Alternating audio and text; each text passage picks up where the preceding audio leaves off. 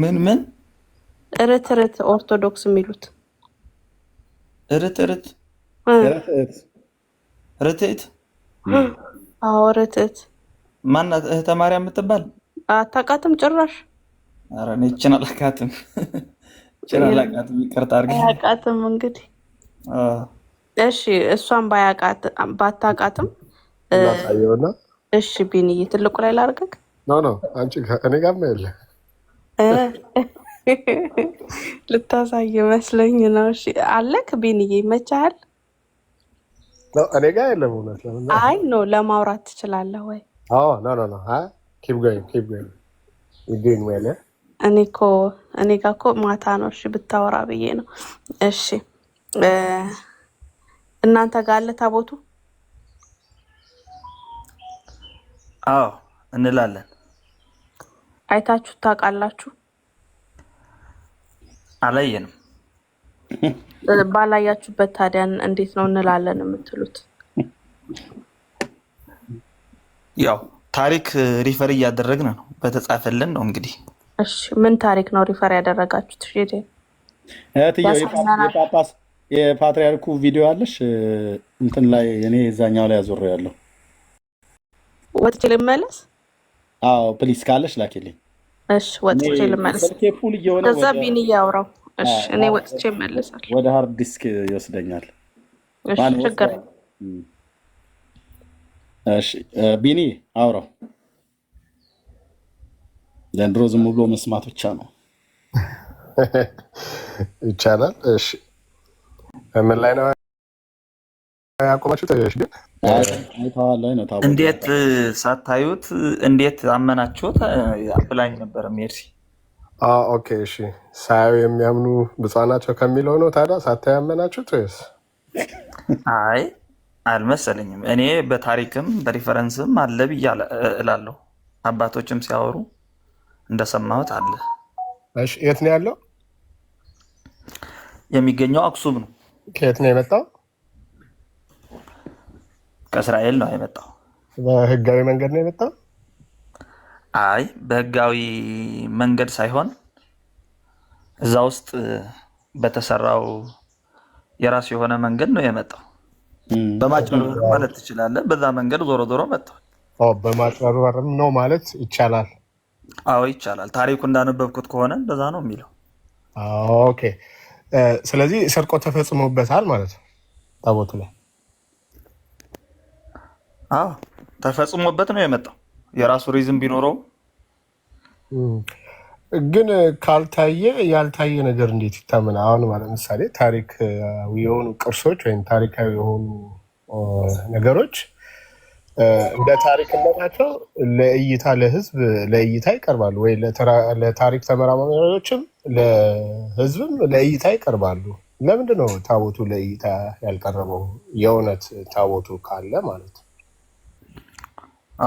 አይ እንደ እውነቱ ለመናገር ከሆነ አሁን ባለንበት የሐዲስ ኪዳን እምነት መምህርም ያውቀዋል፣ አንተም ቢኒም ታውቀዋለህ ብዬ እላለሁ።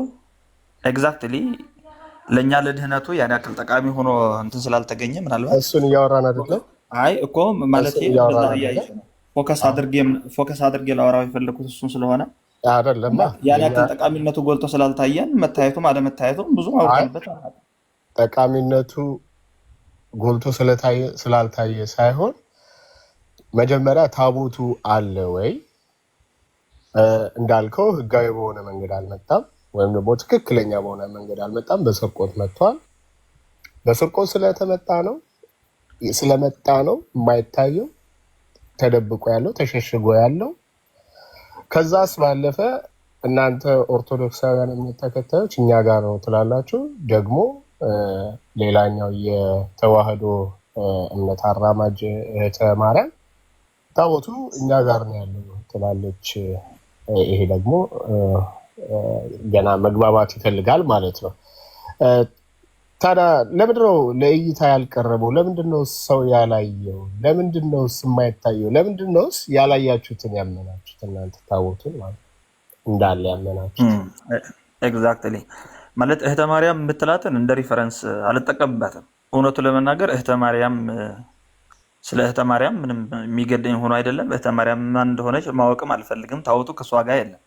ታቦቱ ያለው አክሱም አካባቢ ነው ያለው። ታቦቱ እሷ ጋር የለም። ታቦቱ እሷ ጋር የለም፣ አክሱም ነው ያለው። ታቦቱ እሷ ጋር ላለመኖሩ ማስረጃ አለክ? አክሱም ለመኖሩ ነው ማስረጃ ያለኝ። በነገራችን ላይ አክሱም ለመኖሩ ማስረጃ ካለ እኛ የምንፈልገው እሱን አይደለ? ማስረጃ ታቀርበለ። ኤግዛክትሊ አክሱም መጥቶ አክሱም ላይ ማረፉ፣ አክሱም ላይ መኖሩ ሰዎች በቀጥታም ይሁን በተዘዋዋሪ ማረጋገጥ ችለዋል። እስካሁን ያለው ማስረጃ አለክ? አዎ አለኝ። መስጠት ትችላለህ? ማሳየት ትችላለህ? አዎ እችላለሁ። ማለት መናገር እችላለሁ። አሁን ባለሁበት ማሳየት አልችልም፣ መናገር ግን እችላለሁ። ሳይት አድርጎ ማንበብ ለሚፈልግ ሰው ማሳየት እችላለሁ። በምን እንመንክ? ማስረጃውን ካላሳየ መጽሐፍ ነው ማለት ይሄ መጽሐፍ ነው፣ የምናገረው መጽሐፍ ነው። ማንም ሰው ጎግል አድርጎ ማየት የሚችል ነው። ፓርት ኦፍ ሂስትሪ ነው። ማውጣት ትችላለህ። ጎግል እንትን ከሆነ መጽሐፉ ቡክድ ከሆነ መጽሐፉን ማውጣት ትችላለህ። አይ ማውጣቱ መናገር ይችላሉ። አሁን ያለሁበት ቦታ ስላልተመቸኝ ነው እንጂ ሌላ ታይምም ከሰጠኝ እመጣለሁ እኮ። እኔ ምንም ጀኑዊንሊ በሆነ መንገድ ነው እየተናገርኩ ያለው። መጽሐፉ አለ። ከዛ ደግሞ መናገርም እችላለሁ። ቀድምም መምህርም አንስቶ እያወራ ነበረ በክብረ ነገስት። ክብረ ነገስትም አንዱ ታቦተ ጽዮን እንደመጣ ከሚናገሩ መጽሐፍ ነው። እኔ እቀበለዋለሁ በግሌ በታሪክነቱ ደረጃ። ታሪክ እኮ ስትሉ ታሪኩ የተሸሸገ አረጋችሁት። ታሪክ ራሱን የቻለ ማስረጃ አለው። ከሱ አሁን ብንነሳ መታየት አለበት ፊዚካሊ ታቦቱ ማለት ነው። ታቦቱ አክሱም ነው ያለው ተብሎ ይነገራል ወይም ይታመናል በኦርቶዶክሳውያን ዘንድ። ግን ያየው አካል የለም። የሚያያት ያያታል። በነገራችን ላይ ምናልባት ቢኒ ሰምተህ ከሆነ ማን ያያታል? ለምሳሌ ማን ያያታል? ጠባቂዋ። ምኑን ጠባቂዋ? ታቦቱን የሚጠብቅ ካህን፣ የተመረጠው ሰው። ማን ነው? ህዝብ የመረጠው አይደለም፣ ፈጣሪ የመረጠው ሰው ነው። የሚጠብቀው ሰው እንዳለ ማንም ሰው ያውቃል። ወደ አክሱም ስትሄድ ብዙ ፈረንጆች በዚህ ጉዳይ ላይ አንዣበው ይገኛሉ። ማን ይጠብቀዋል? ኤግዛክትሊ ፊዚካሊ ባያዩትም እስከ ጠባቂው ይደርሳሉ። ጠባቂው ማን ነው? ሰው ነው። ሰው ማለት የሚጠብቀው ለጊዜው ይሄ ፊዚካሊ እንትን የሚጠብቅ ተብሎ ማለት እሱን እንትን የሚጠብቀው ሰው ነው። ካህን ነው? ምንድን ነው? ማን ነው? አዎ ካህን ነው። ካህን ነው። ማንም ይባል ስሙ የለም፣ አልታወቀም።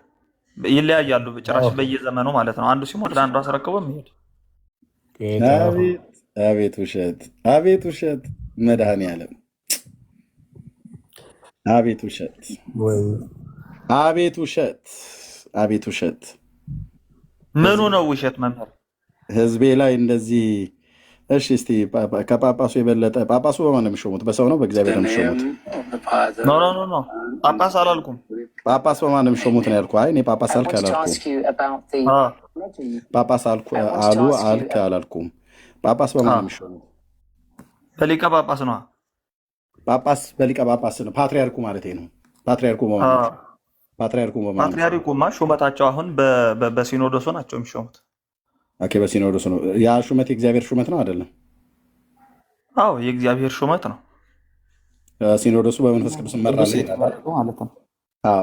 ሲኖዶሱ በመንፈስ ቅዱስ እመራለሁ ይላል። አዎ ይላል፣ ግን ጎዶሎ የለውም ማለት አልችልም። እሺ ከጳጳሱ የበለጠ ቅድስና ያለው አለ በቤተክርስቲያን ደረጃ? ኤግዛክትሊ በቅድስና ደረጃ ነው። አዎ ሹመት አይደለም ቅድስና። ቅድስና አለ። አዎ አለ። ሹመት አይደለማ ቅድስና። እግዚአብሔር መመረጥ ነው። መንፈስ ቅዱስ ያደረበት ሰው ከጳጳሱ ከምንም ተሿሚ ከምድር ያለው ሊበልጥ ይችላል። ታቦቱን ጳጳሳት ፓትሪያርኩ አያዩት ማለት? አዎ ማያዩበት የራሳቸው ምክንያት ስላላቸው ነው። ኦኬ ከኢትዮጵያ ጳጳሳት ውስጥ ፓትሪያርኮች ውስጥ ያየ አለ? ከስድስቱ ነው አይ ቲንክ 7 ናቸው። 6 ከብፁዕ አቡነ ባስልዮስ ጀምሮ። እኔ እንግዲህ አይቻለሁ ብሎ የተናገረ አልሰማሁም። ለመናገር የለም ከካህናት አልሰማሁም። የለም ሳይሆን አልሰማሁም። እሺ ስማ እንግዲህ ስማ።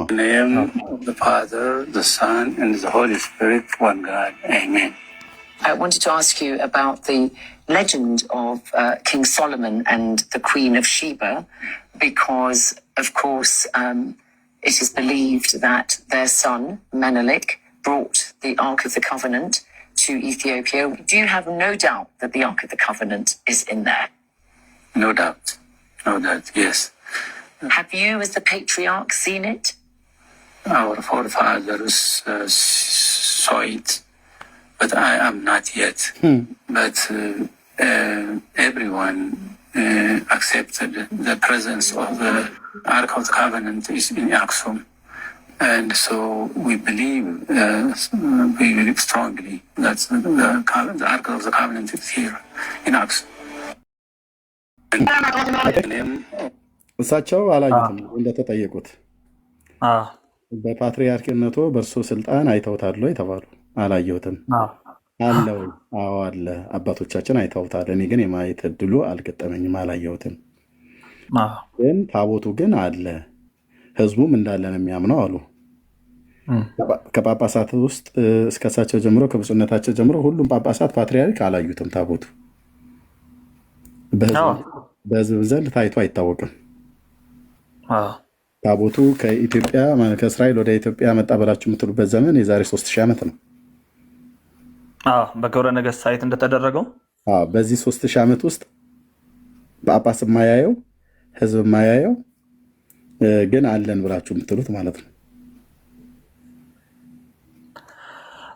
አለ ለማለት መጀመሪያ ታሪክ ነው ሪፈረንስ ያደረግነው። በነገራችን ላይ እንደመጣ መጽሐፉ ነው የተናገረው።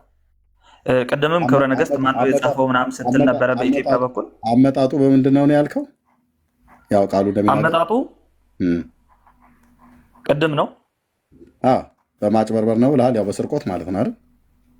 ኤግዛክትሊ ሲመጣ ምክንያቱም እሱ እንዳልሰጣቸው ይናገራል መጽሐፉ። እኔ እኮ አይደለሁም እኮ። ስለዚህ መጽሐፉ ስለሚናገር በስርቆት ነው አይደል የመጣው ማለት ትችላለህ። ትክክል ነው ማለት ትችላለህ አይደለም? ታሪኩ እንዳነበቡ ማለት ነው። ታሪኩ እንዳነበብኩትም እንደዛ ነው። ሶሎሞን የሰጣቸው ሌላ ሆኖ ሳለ አገላብጠው እንዳመጡት ነው የሚናገረው። በስርቆት ማለት ነው። ስርቆት በእግዚአብሔር ፊት ጽድቅ ነው። ጽድቅ ነው። ጽድቅ ነው። ታቦቱ የሚገባቸው ሰዎች መያዝ ሳይችሉ ሲቀር ተላልፎ የተሰጠ ነው። በስርቆት ውስጥ መላእክት ተሳትፎበታል አይደል? ለቅዱስ ሚካኤል ሌባ ነበር አይደል? ስርቆት አይደለም። ይኸውልህ ስማኝ፣ እዚህ ላይ በስርቆት ነው አይደለም። ስርቆት የተፈጸመበት ምክንያት ለምሳሌ ታቦተ ጽዮን መጽሐፉ እዚህ ስሬ ስላለ ምንም ቆላ ደጋ አንልም። ብራዘር ቆላ ደጋ አላልኩም እኮ ቅዱስ ሚካኤል መልአኩ ሌባ ነው አይደል? በእናንተ መጽሐፍት ውስጥ እዚህ ውስጥ እንደተጻፈው ሌባ ሆኖ አይደለም፣ ተላልፎ ነው የተሰጠው ታቦቱ ለኢትዮጵያውያን። የቅዱስ ሚካኤል ድርሻው ምን ነበር በዚህ ታሪክ ውስጥ እንደተጻፈው? ጠባቂያቸው ነበረ ይዘው ለሚመጡ ሰዎች ነው። የቤተ መቅደሱን በር ክፈትና ግባ ብሎ ያለው ማን ነው? እኔ እሱን ፓርት አላስታውሰውም፣ ግን ሊቀ ካህናቱ ሷፕ አድርጎ ሲያመጣው ማን ነበረ ቤተ መቅደሱን በር እንዲከፍት የተናገረው? እሱን ፓርት አላስታውስኩትም አልኩህ። ለሳዶቅ ልጅ ነው አይደል? ለአዛሪያስ ነው አይደል ያለው? ለአዛሪያስ ለሊቀ ካህናቱ ሳዶቅ ሊቀ ካህኑ ነው አይደል? አዛሪያስ ደግሞ የተባለው የካህኑ የሳዶቅ ልጅ ነው። የሳዶቅ ልጅ ነበር። ትዝ አለኝ። ለኤልሚያኖስንና ማክሪ የሚባሉትን አንቃ ይላል አይደል? አገልጋዮቹ። ይህንን ያለው ማን ነው? እኔ እንጃ፣ እሱን ትዝ አይለኝም። ማርያምን አላስታውሰው ፓርቱን። ግን ቅዱስ ሚካኤል ነው ካልከኝ እቀበልሃለሁ እኮ ምንም ችግር የለም። የታሪኩ ክፍል አሁን ረዥም ጊዜ ሆኗል ካነበብኩትም ብዬ ነው። መልአኩ የቤተ መቅደሱን በር ከፍትልሃለሁ ብሎ እንዳለ እንትን አላልክም? አላወቅም? ትዝ አላለኝም። አሁን ግን እየነገርከኝ ካለው ካለ እኔ አምናለሁ። ምንም ችግር የለውም። ዛሲት አለ ነው። ሚካኤል አሁን እንደተጻፈው ባሳይህ ሚካኤል ሌባ ነው? ሌባ አይደለም። ይሄ የታቦተ ጽዮኑ አመጣጥ ታሪክ ስርቆት ነው ስልህ ለግለሰቦች ነው እንጂ ታቦተ ጽዮኑ ለምሳሌ ማን ነው በእንደዚህ አይነት ምልክት ታቦቱን ሰዱ ብሎ ያለው? ማን ምልክቱ ማለት ታቦቱን በእንደዚህ አይነት መልክ ከቤተ መቅደስ ውስጥ አውጥተህ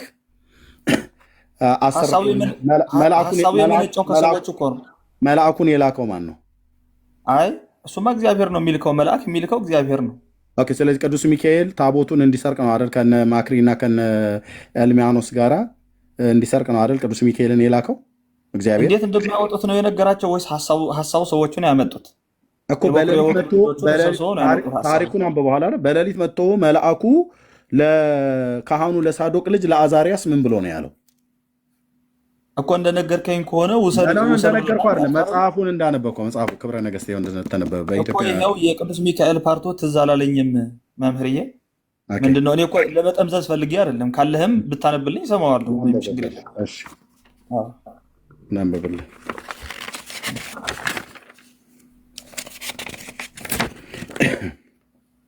እሺ ገጽ 44 ላይ ሪስትሪክሽን አለ ወገኖች። ኦኬ ሪስትሪክሽን አለ። ይሄን ከላይ ያለውን ሰው እያስወርዱት። ሪስትሪክሽን አለ።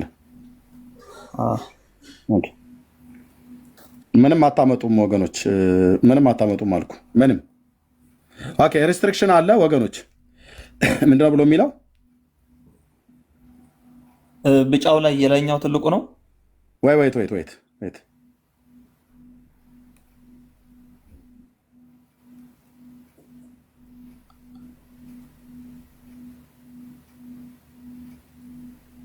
ኦኬ እሺ ሬስትሪክሽን አለ ወገኖች።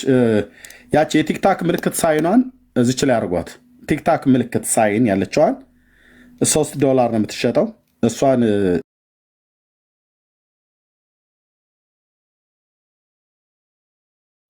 ጊፍት መስጠት የምትችሉ የቲክታኳን ብቻ ወገኖች።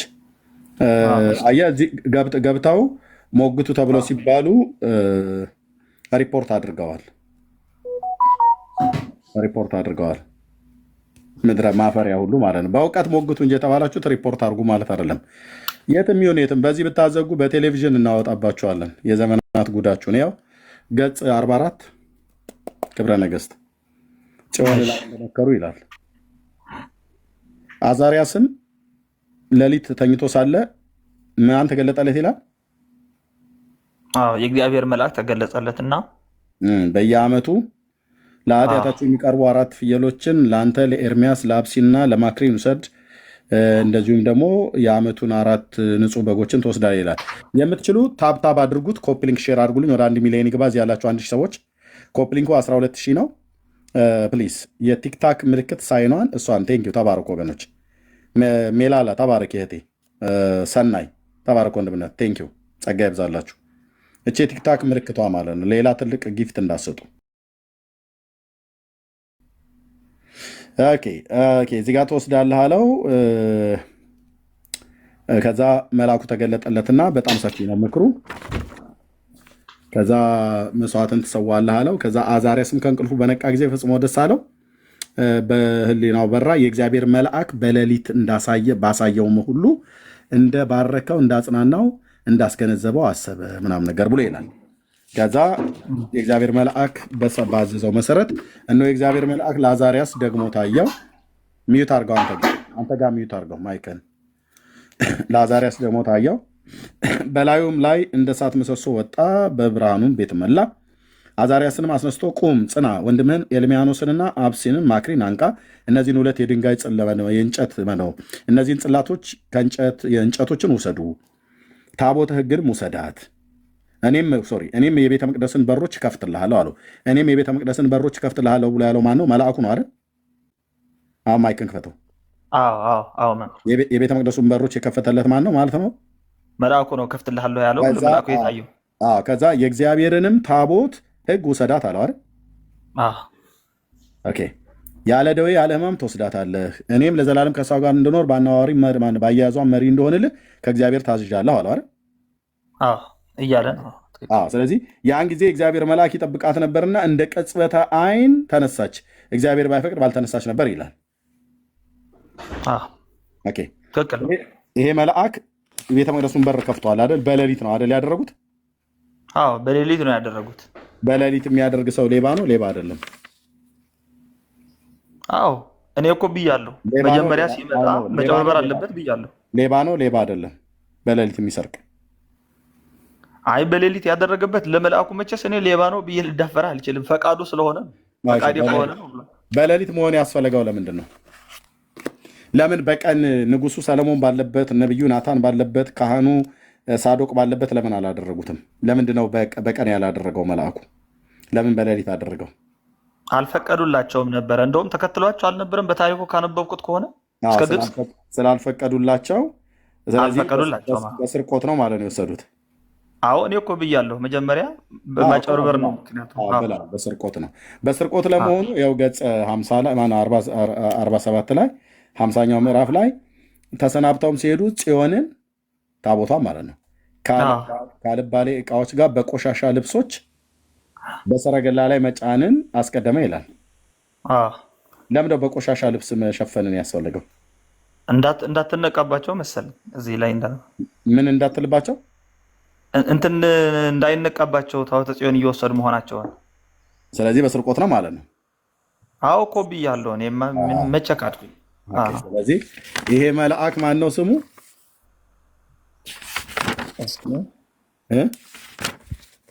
እኔ እንጃ አላየሁትም። ይሄን ምንም የመልአኩ ነገር አላስታውስም ነበር እስካሁን። ገጽ 50 ላይ ካህኑ ሳዶቅም ሄደ፣ የጽዮንን ልብሶን ሰጠው፣ ሰለሞንም የነገረውን ሁሉ አዘዘው። የሰለሞን ልጅ ዳዊትም በዚሁ ተደሰተ፣ እጅግም አደነቀ። የእግዚአብሔርን ታቦተ ሕግ በማመን ይህችም እመቤታችን ትሁን አለ። አዛርያስም በአባቴ ፊት በልብሱ ተደሰትኩ፣ ይልቁንም በልብሱ እመቤቴ እንዴት በተደሰትክ አለው። አባቱ በእውነትም በልብሱ እመቤቴን ይበልጥ በተደሰተ በሁላችሁም በተገዛ አገሩን ባልሄደ አለው። እንደገና ንጉሱም ለዚህ ለልጄ ለትንቢቱ ለአደራውን በዘመኑ ሁሉ ለእርሱና ከእርሱም በኋላ ለዘሩ ይማጸንበት ዘንድ ይህንንም የእመቤቴን ዕቃ ትሰጠው ዘንድ አስራትና መንግስትንም ትሰጠው ዘንድ ጉልትም ትሰጠው ዘንድ ቃል ኪዳን ገባልኝ አለው። ለአንተና ከአንተም በኋላ ለዘርህ ካህን፣ ባለ ራእይ፣ ነቢይ፣ መምህርና ለልጅ ልጆችህም ቅብአ መንግስትን የሚቀባ ይሆን ዘንድ እሱም እሺ አለ። ቃል ኪዳንም ገቡ። ከአባቱም ሞጣትህንና የጽዮንን ልብሶች፣ ያው ሞጣት ታውቀዋለህ፣ ካህናቱ የሚለብሱት ማለት ነው። የካህንን የወርቅ ሽልማቱንም የአንገት ዶቃንም ተቀበለ። ይሄዱም ዘንድ ሰረገላዎች ፈረሶችም በቅሎችንም ጫኑ፣ መንገዳቸውም ተዘጋጁ። ከዚያም በኋላ መልአኩ ማነው ይላል? ሚካኤል በፊታቸው እየሄደ መንገዳቸውንም ጀመሩ። ለካህኑ ለሳዶቅ ልጅ ለአዛርያስ በሌሊት የተገለጠለት መልአክ ማን ነበር ማለት ነው? ሚካኤል ማለት ነው። ከሌብነቱ ጋር አብሮ ተሳታፊ የነበረው ማን ነው ማለት ነው?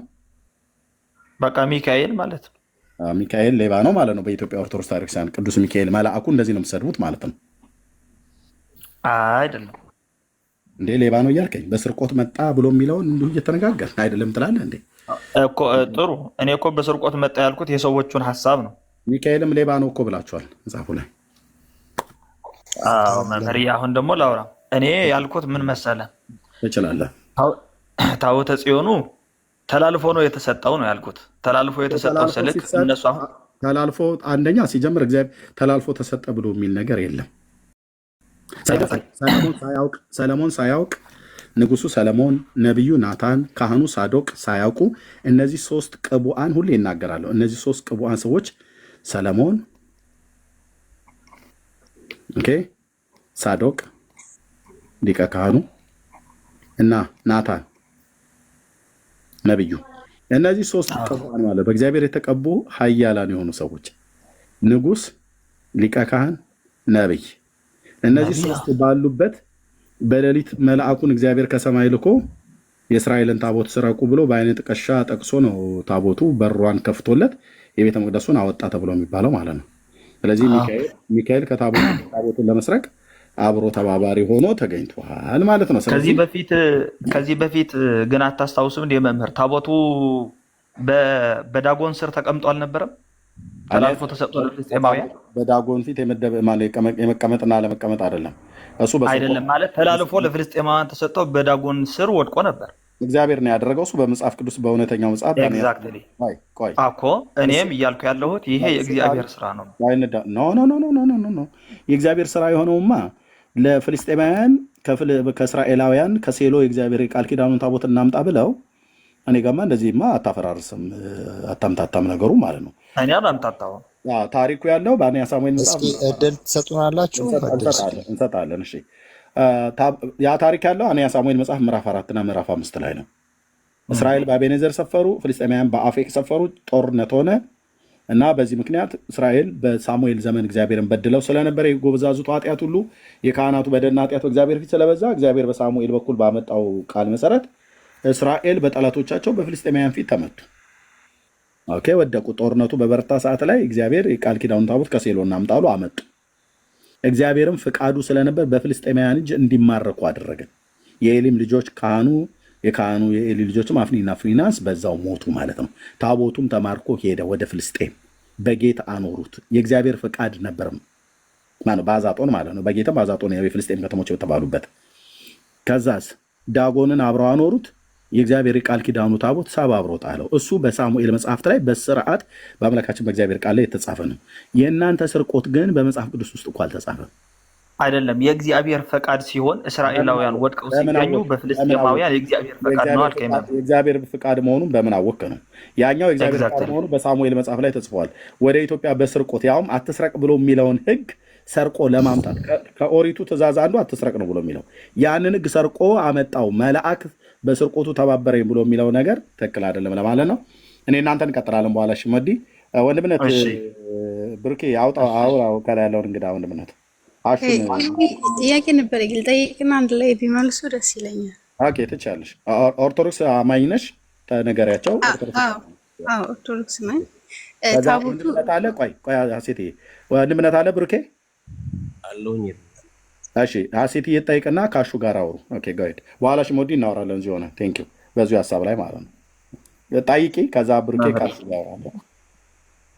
እሺ ታቦቱ ማለት አሹ ከኦርቶዶክስ ነው አይደል? አዎ። ኦኬ ሀሲ ጠይቂና ከብሩኬ ጋር ይቀጥሉ። ጋይድ አክሱም ነው ያለው እና ያሉት ግን አሁን ታዲያ ክብረ በዓል ምናምን ስናስገባ ስናነግስ በየቤተክርስቲያኑ የለም እያላችሁ ነው ወይስ አለ? እንደዛ ከሆነ ደግሞ ሰዎች ያውታል። አንደኛ ጥያቄ ይሄ ነው፣ አለ ወይስ የለም ቤተክርስቲያን ውስጥ በዓል እንደ ስናከብር የምናከብረው ማለት ነው። ሁለተኛ ደግሞ ያኛው ልጅ የገባው ልጅ በጎጃም በጎንደር ሲዞር ነበር ይላል። ማለት ሲዞር ማለት አልገባኝም፣ ግልጽ እንድታደርጉልኝ ነው። እግር አለው የሚሄድ ነው ወይስ ሰው ተሸክሞት የሚሄደው ነው? ይህንም ግልጽ እንድታደርጉልኝ እና ደግሞ አሁን የማርያም ያሴማት ታቦት አለ እዚህኛ ጋር ማለት ነው።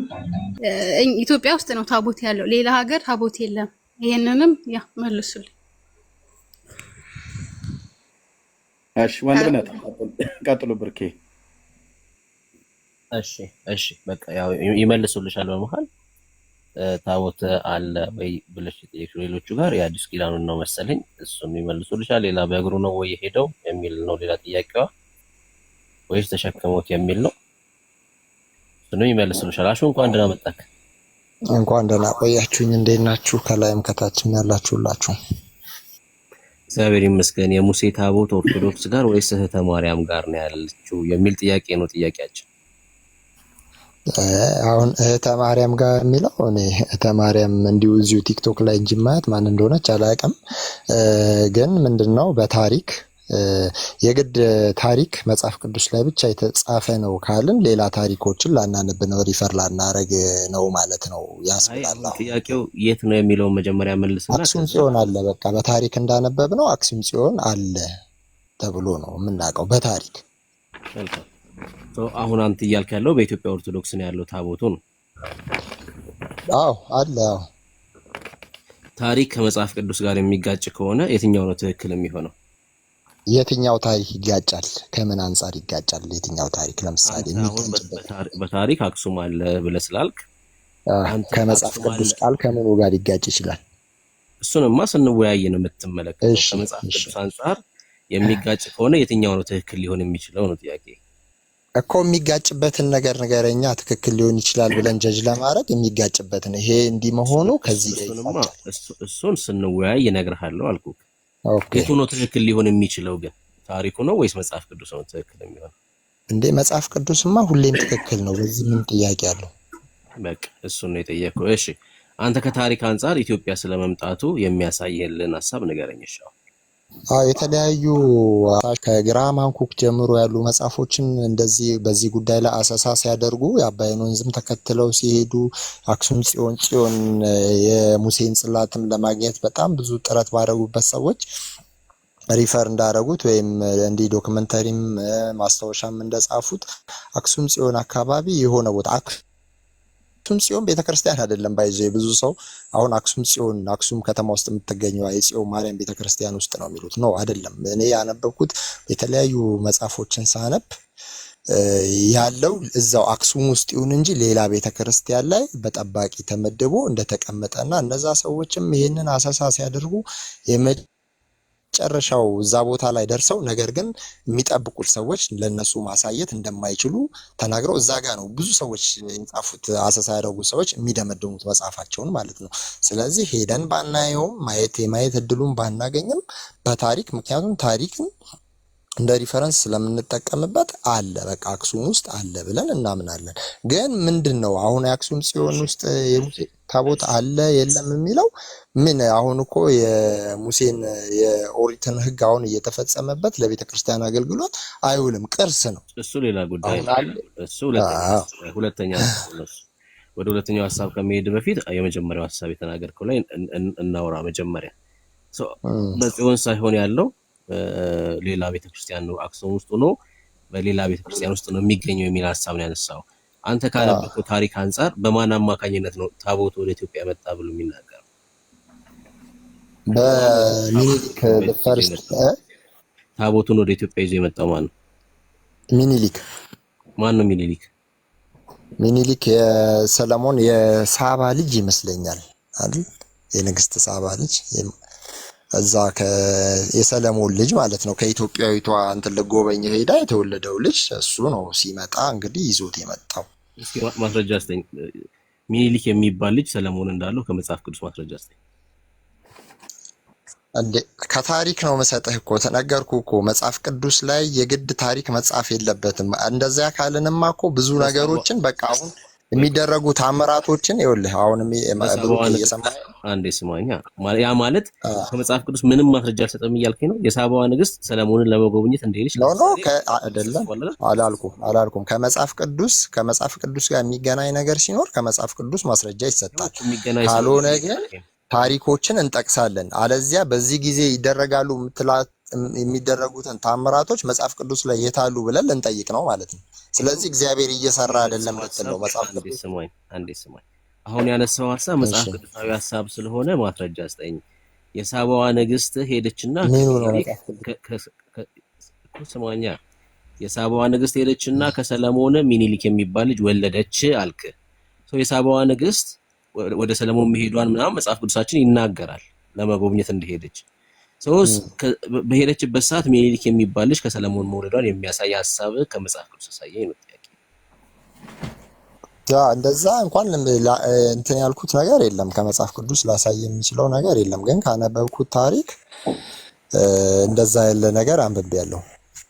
ሚኒሊክ የሚባል ታሪክ ብቻ ከምታነብ አሁን መጽሐፍ ቅዱስ ስም ብታነብ አሁን አትቸገርም ነበር። አሁን እንዲህ ያለህበትን አቋም አይኖርህም ነበር መጽሐፍ ቅዱስን አንብበህ ቢሆን ኖሮ። ሲጀምር ይኸውልህ የሳባ ንግስት የምትባል ኢትዮጵያዊ የለችም። እንደዛ ብትባል ኢትዮጵያዊ ራሱ የለችም። አሁን ይሄ መጽሐፍ ቅዱስን ያለ ማንበብ ነው። ታሪክ ላይ ስለሆንክ ነው ያለው አንተ እንጂ መጽሐፍ ቅዱስ ላይ የሳባ ንግስት ወይ ደግሞ ሳባ የምትባልም ንግስት የለችም። ብሩክ ከመጽሐፍ ቅዱስ ሳባ የምትባል ንግስት የለችም ብለህ እስኪያሳየን ሚዩት አድርገው አጣ ነው። አንተ ደግሞ ሁሌ በቃ መረበሽ ነው። ተራ ሲሰጥት ታወራለህ ከኔ ጋር። አሹ ይኸውልህ ሳባ የምትባል ንግስት የለችም መጽሐፍ ቅዱሳችን ላይ ያለችው የሳባ ንግስት ነው። የሳባውያን ንግስት ነው እኮ ማክዳ አለች እኮ ማክዳ የሳባ ንግስት ማክዳ የማን ንግስት? ንግስት ማክዳ የማን ንግስት ናት? የሳባውያን ንግስት ናት አይደል? እንጂ የኢትዮጵያ ንግስት አይደለችም። የሳባውያን ንግስት ናት ወደ ሰለሞን የሄደችው እንጂ የኢትዮጵያ ንግስት አይደለችም። የኢትዮጵያ ንግስት ወደ ሚኒሊክ ሄደች ሳይሆን የሚለው የሳባ ንግስት ነው። ሳባውያን ወደ ሚኒሊክ ሄደች አላልኩም። ወደ ሚኒሊክ ልጅዋ ነው ወደ ሰለሞን ሄደችው አንተ ሚኒሊክ የሚባል ልጅ ወለደች ያልከው ማለት ነው። ሰው መጽሐፍ ቅዱሳዊ አይደለም እሱ በራሱ ማለት ነው። እሱ በራሱ መጽሐፍ ቅዱሳዊ አይደለም ሐሳቡ። ሁለተኛውን ሐሳብ ደግሞ ላሳይክ። በሚኒሊክ አማካኝነት ነው ታቦቱ የመጣው ስትል ሰለሞን በነበረበት ጊዜ ነው አይደለ? ታቦቱ ወደ ኢትዮጵያ የመጣው አባቱ በነበረበት ጊዜ ወደ ሀገሩ ሲሸኘው ማለት ነው። ሰለሞን እያለ ነው ታቦቱን የሰጠው። ታቦቱን አይደለም የሰጠው ልጁ። ያው ቅድም ኤርሚያስ እንዳነበበልህ ሰርቆ አይነት ታሪክ አለው። ሚኒሊክ ሰርቆ እንዳመጣው ማለት ነው። ሚኒሊክ ሰርቆ ነው ያመጣው። ኢትዮጵያ እኮ በዚህ በነገራችን ላይ ሰርቆ ከሆነ የተመጣው ወደ ኢትዮጵያ ተሰርቆ ከሆነ የመጣው ሌባ ናት ማለት እኮ ነው። አሁን እኮ ኢትዮጵያ ሳይሆን የኢትዮጵያ ኦርቶዶክስ ስናስብ ነው። እግዚአብሔር ምክንያት ይኖረዋል። ከዛ ቦታ ላይ እንድትነሳ ያደረገበት ምክንያት ይኖረዋል። እኛ እንደ ሰው ስናወራ ነው የእግዚአብሔርን ሐሳብ ስለማናቅ ምን አስቦ እንደሆነ ስለማናቅ እንደ ሰው ስናወራ ሰርቆ ነው እንላለን። በታሪኩ እንደተቀመጠው የእግዚአብሔርን ሐሳብ ግን አናቅም። ምክንያቱም መልአኩ የባህራንን ደብዳቤ ሲቀይር መልአኩ እያጭበረበረ ነው ብለን አይደለም የምናስበው አይደል? ባህራንን ለማዳን ነው ያ ደብዳቤ የሞት ደብዳቤ በህይወት የተቀየረው። ገባ አይደለም? መልአኩ ተባባሪ ነው። መልአኩን አጭበርባሪ ነው እንላለን እንዴ? አንልም። አንዳንድ ጊዜ እግዚአብሔርን ሐሳብ አናቅም ምን እንዳሰበ። እንደ ሰውኛ ስናስብ ነው ይሄንን ቃል የምንጠቀመው እኮ። ያው ዞሮ በስርቆት ነው የሚለውን ሐሳብ ይዘ ነው እያወራ ያለው እግዚአብሔር እንደ ሰው። እንደኛ ሐሳብ እንደ እግዚአብሔር ሐሳብ ግን ምን እንደሆነ አናቅም። ምክንያት ይኖረዋል። ወደዚህ እንዲመጣበት የፈለገበት የእግዚአብሔር ምክንያት ይኖረዋል። የእግዚአብሔርን ሐሳብ እኛ ሁሉንም ነገር ልናቅ ስለማንችል። ስንት ታቦት ነበር? ከስንቱ ውስጥ ነው ወደ ኢትዮጵያ የመጣው? ምን ያህል ነው? አንድ ታቦት ነው ያለው። አንድ ታቦት ነው በሙሴ ዘመን አንድ ታቦት ነው ያለው። እሱ ነው አንዱ ነው ወደ ኢትዮጵያ የመጣው። ኦፍ ኮርስ። ከዛ በኋላ እስራኤላውያን በምን ነበር ይገለገሉ የነበሩት? ታቦት ወደ ኢትዮጵያ ከመጣ በኋላ ቤተ መቅደስ ውስጥ ታቦት አልነበረም? ሰለሞን በሰራው ቤተ መቅደስ ውስጥ። ከዛ አላቅም እኔ እንጃ አላቅም። እኔ ያው ማላቀውን ነገር አውቃለሁ አይደለም። እሺ አንዴ ሚዩት አድርገው። ቆይ እዚህ ኦርቶዶክሳዊ የሆነ ወንድም አለና እሱ ደግሞ እስራኤላዊ ነው እና እስኪ እሱ ልጠይቅ። አጣ ነው ወየ ሰላም ብያለሁ ለሁላችሁ። እንኳን ደህና መጣችሁ። እንኳን ደህና ቆየ። በሙሴ አማካኝነት የተሰራው ታቦት ወደ ኢትዮጵያ መጣ ብለህ ታምናለህ? እንደዛ ብዬ አምናለሁ። አዎ። የት ነው ያለው? ቅድም ሲያሳዩት እንደነበረው አክሱም አለ ብለን እናምናለን። አክሱም ነው። በማን አማካኝነት ነው የመጣው? በሚኒሊክ። ማን ነው ሚኒሊክ? የሰለሞን ልጅ። ማስረጃ አስተኝ የሰለሞን ልጅ ሚኒሊክ የሚባል እንዳለው በታሪክ እንግዲህ እንደዛ ብሎ ተነግሯል። ከመጽሐፍ ቅዱስ ነው። የሰለሞን ልጅ መጽሐፍ ቅዱስ ላይ ክብረ ነገስት የሚባለው ታውቃለህ? እዛ ጋር አለ። አይ መጽሐፍ ቅዱስ አሁን የለኝም እኔ። ቅድም ኤርሚያስ ይዞት ነበር አለ። ምኑን? የክብረ ነገስት እንትኑ። አይ ከመጽሐፍ ቅዱስ አለ ወይ ነው ጥያቄ። ከመጽሐፍ ቅዱስ እንዴት ሊጻፍ ይችላል? ይሄ ታሪክ እኮ ነው። እሺ የሰለሞን ልጆች መጽሐፍ ቅዱስንና ታሪክን ለይ እንጂ ወዲያጀ አንዴ ችግር የለም። እሺ አንዴ የሰለሞን ልጆች በመጽሐፍ ቅዱስ አልተጻፉም አይደል ያልከኝ ያለው ማለት አልገባኝም። እስኪ እንደገና አድገመው። የሰለሞን ልጆች ዝርዝር በመጽሐፍ ቅዱስ አልተጻፈም እያልከኝ ያለው? ተጽፏል እንጂ ተጽፏል። ወንድ ልጅ ሚኒሊክ የሚባል ካለው ለምን አልተጻፈም በመጽሐፍ ቅዱስ? እንግዲህ እሱንን ታሪክ የጻፉትን ጠይቃቸው። መጽሐፍ ቅዱስ ላይ ለምን አልተጻፈም ነው ጥያቄ፣ ታሪክ አይደለም የጠየቀው። ወንድ ልጅ ሚኒሊክ የሚባል ወንድ ልጅ ካለው ለመጽሐፍ ቅዱሳችን ላይ አልተጻፈም የሰለሞን ልጅ ተብሎ ነው ጥያቄ። እሱን ያላነበብኩን ሳነብ እነግርሃለሁ። ሳታረብ ነው የምታወራው። ከማን ነው የወለደው ሰለሞን ሚኒሊክ የሚባል ልጅ? ከንግስት ሳባ መልካት ሽባ የምትባል። ማናት ንግስት ሳባ? መልካት ሽባ የምትባል ከኢትዮጵያ ከአፍሪካ የመጣች ንግስት ነች። ማን ነው ስሟ? መልካት ሽባ ትባላለች። ማን ነው ስሟ ነው ጥያቄ። የሳባውያን ንግስት ትባላለች። ስሟን የጠየቁ አጣ ነው። ማግዳ ትባላለች። ሳባ ኢትዮጵያ ናት? ሳባ ማለት በአጠቃላይ ሀበሽ ነው ወዳጄ። ሳባ ማለት ኢትዮጵያ ማለት ነው ወይ ጥያቄ? አዎ። ማስረጃ ከመጽሐፍ ቅዱስ ከመጽሐፍ ቅዱስ ነው የምትጠይቀኝ ወይስ ከታሪክ? ከመጽሐፍ ቅዱስ። መጽሐፍ ቅዱስ ማለት የእናንተ ታሪክማ ሰካራም የጻፈው ታሪክ እኮ ነው። እኔ ከመጽሐፍ ቅዱስ ነው የጠየቅኩት። ከመጽሐፍ ቅዱስ መልካስ ሽባ ምን እንድታረግ ትጻፋለች? መጽሐፍ ቅዱስ ላይ የለም። አልተጻፈችም አልኩህ እኮ ታሪክ። የሳባዋ ንግስት ሰለሞንን ለመጎብኘት ያው ቱፊት ይባላል ይሄ። ቆይ ቱፊቱ ይቅርና አንዴ ጥያቄ እኔ የሳባዋ ንግስት ሰለሞንን ለመጎብኘት እንደሄደች መጽሐፍ ቅዱስ ላይ አልተጻፈም ወይ ነው ጥያቄ። መጽሐፍ ቅዱስ አልተጻፈም ታሪክ ነው አልኩህ እኮ። አሁን ይሄ ሰውዬ ነው ገብቶ እንግዲህ እኔ እስራኤላዊ ነኝ መጽሐፍ ቅዱስ አውቃለሁ እያለ የሚያወራው ይሄ ሰውዬ አልተጻፈም መጽሐፍ ቅዱስ ላይ። እቺ ፖለቲካዋን ተዋት ዝም ብለህ አይደለም። አሁን ቅድም እንትን ስትል ነበር ሲጀመር ማለት ነው ብሩኬ። ይኸውልህ ለእናንተ አሁን ኢትዮጵያ ኖረ አልኖረ እንትን የብሉይ ኪዳን እንትን ምን ይሰራላችኋል? አንዴ ስማኝ። እኛ አሁን እንደ ታሪክ እንደ ቅርስ ነው የምንመለከተው እንጂ ምንም አይሰራም። ምንም አርጉት እንደምንም አርጉት። ጉዳዩ ግን ምንድነው? ግን ለእናንተ ምን ያደርግላችኋል? ይልቁንስ ለምን አታስተምሩ መጽሐፍ ቅዱስ? እዚህ ጴንጤ 1000 ሰው ሰብስባችሁ መጽሐፍ ቅዱስ ብታስተምሯቸው ምን አለ? ኧረ ተዋጣ ነው ስሙ የሚያሳዝኑት እዚህ ያሉ ጴንጤዎች እኮ። እሺ አንድ ጥያቄ ነው እኮ የምልህ። አንድ ጥያቄ ልጠይቅ። ጠይቀኝ። የመጀመሪያው ይኸውልህ ቱፊት ማንበብ አቁምና መጽሐፍ ቅዱስ አንበብ። የመጀመሪያው ምክሬ እሱ። መጽሐፍ ቅዱስም ቱፊትም እንቀበላለን እኛ እንደናንተ ብቻ አንልም። አንዴ ስማኝሽ። እሺ ያንተ ቱፊት እንኳን እኔ ማለት ነው ክርስቶስ ራሱ ቱፊት ይቀበላል።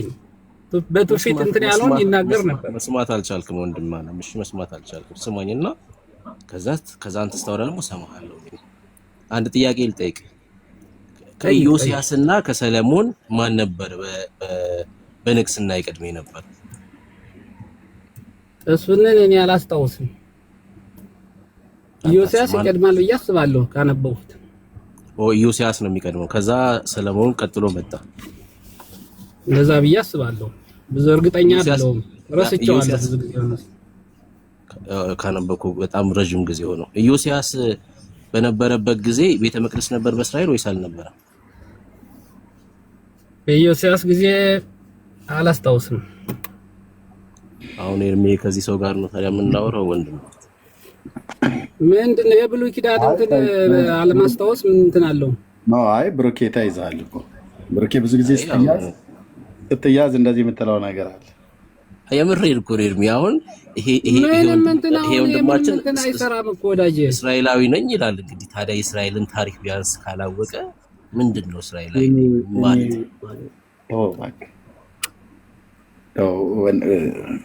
ይኸውልህ ብሩኬ አሁን ዝም ብለህ እኔ እንጠይቅህ ምንድነው ለእናንተ አሁን ምን ይሰራላችኋል ነው? አሁን ከኦርቶዶክስ ኖረ ከማነው ስሟ ከሷ ኖረ ምን ያደርግላችኋል? ይሄ ለምን መጽሐፍ ቅዱስ አሰብኳቸውም?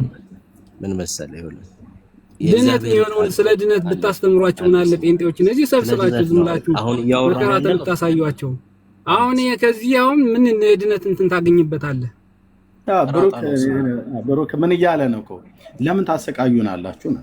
በቃ እኛ ዝም ብለን ማሰቃየት ሳይሆን ኤርሚ አሁን እዚህ አሁን እንትን የሙሴ ታቦት የት ነው ያለ? ለማንም ይጠቅመው ይሄ ምን ያደርጋልኝ? ካልጠቀመና ትምህርት ብታስተምራቸው ምን አለ? ጴንጤዎችን ካልጠቀመ መጽሐፍ ቅዱስ አስተምራቸው ለድነት የሚሆናቸው ነገር አድመጣን እስኪ ፕሊስ። ካልጠቀመ እናንተ የሌለን ታቦት አለን ብላችሁ እንደ ኢትዮጵያ ኦርቶዶክስ ተዋሕዶ ቤተክርስቲያን አለ በቃ አለ እንላለን። ካለ እኛ አለን ያልነው እኛ ይዘነው ቁጭ እንላለን። ከሌለ ደግሞ አሁን ለምሳሌ ኤርሚ ከሌለ የለም በቃ የለም። ባይኖርስ በቃ እሱን ባይኖር አሁን የለም ብንልስ እናረጋግጥ። ምን ያደርግልሃል? አንተ ኖረ አልኖረ ምን ያደርጋል? አሁን የብሉይ ኪዳን ለአንተ ምን ይሰራልሃል? ህዝብን አስራችሁበት ስለያዛችሁ ሰው ወደ ጌታ ምንድነው ያሰረው? ምን ያሰረው ነገር አለ? አሁን ታውቃለህ ማለት ምን ያሰራል? ዝም በል አንዴ። የተሰረቀ መሆን አላውቅም ነበር፣ ዛሬ ነው የሰማሁት ታቦቱ ማለት ነው።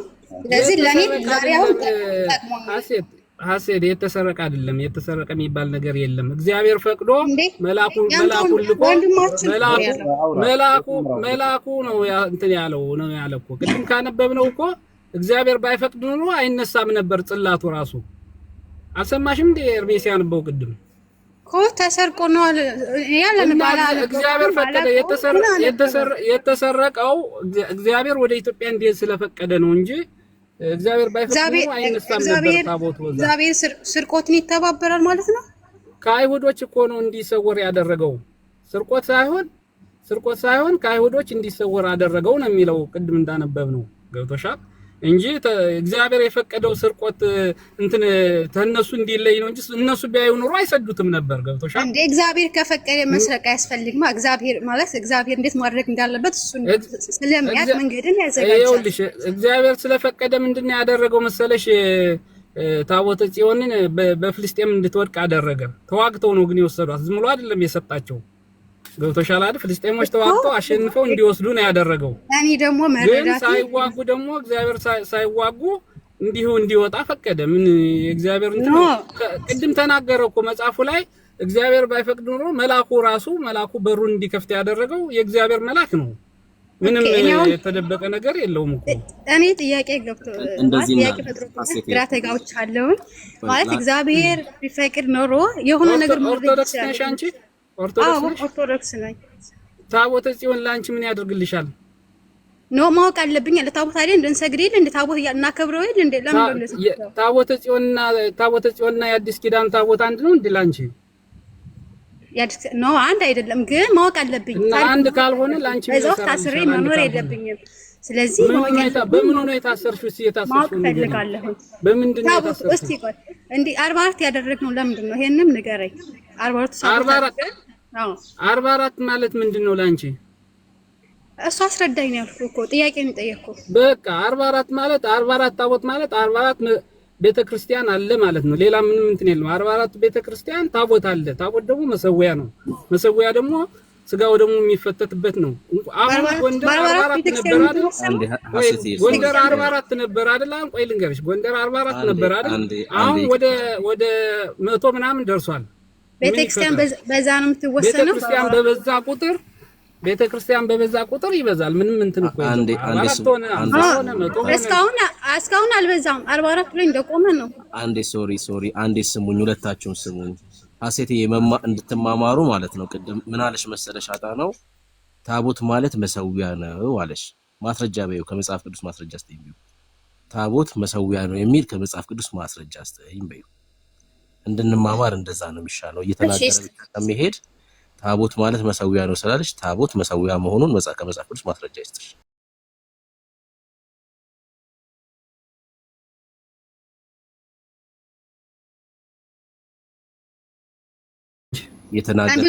የንስሐ አባት አለሽ? አለኝ ግን እንደዚህ ብዙም አብራርቶ የሚነግረኝ የለም። ሄደሽ ጠይቂያቸው የንስሐ አባትሽን። አንቺ ኦርቶዶክስ አይደለሽም ሲጀመር። አይ መጽሐፍ ቅዱስ ስላነበብኩ ለእናንተ ኦርቶዶክስ አምስቱ አዕማደ ምስጢራትን ታውቂያቸዋለሽ? አሁን ርዕሱ ላይ ንገሪኝ። አምስቱ አዕማደ ምስጢራትን አንቺን እስቲ ኦርቶዶክስ መሆንሽን ልወቅ። ርዕሱ ላይ እዚህ ላይ ሊጠይቅሽ ኦርቶዶክስ ስላልሆንሽ ማለት ነው። ርዕሱ ላይ አውሩ ብራዘር። አሁን አንተ እዚህ ላይ ለምን? ምክንያቱም ማወቅ አለብኝ ኦርቶዶክስ አይደለችም ብዬ ስላመንኩ ነው። ኦርቶዶክስ አለመሆኗን እያወቅህ እንዴት እንድትናገር ትፈቅዳለህ? አጥናው አንዴ እሱን ለነሰው መጽሐፍ ቅዱስ ያነበበ ሰው ኦርቶዶክስ አይደለም።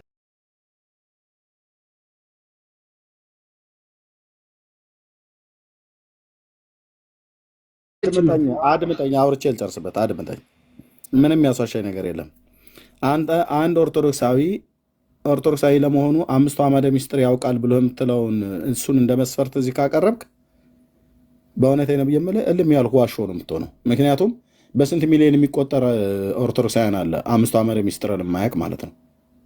አንተም ራሱ እዚህ ሶሻል ሚዲያ ላይ ቲክቶኩ ላይ እንኳን አምስቱ አዕማደ ምስጢር መጽሐፍ ቅዱስና መዝገበ ጸሎትን የማይለየው ለይቶ የማያውቅ ህዝብ ነው። ምንም የወጣንበት ህዝብ ነው፣ የምናውቀው ህዝብ ነው። እና የኦርቶዶክሳዊነት መለያው እሱ ሳይሆን ክር ነው አንገታችሁ ላይ አስራችሁ ኦርቶዶክስ መሆናችሁን ማረጋገጫ ብላ ያለችው እንጂ አምስቱ አዕማደ ምስጢርን ቤተክርስቲያኒቱ ለህዝቡ ሙሉ በሙሉ አስተምራ አይደለም። በሰንበት ትምህርት ቤት የገቡና የተማሩ እዚሁ አሁን ደግሞ ዘመኑ ያመጣው ሶሻል ሚዲያን የተጠቀሙ ሰዎች ሲናገሩ የምትሰማው ካልሆነ በስተቀር ወይ ደግሞ በቤተክርስቲያን ውስጥ የሚያገለግሉ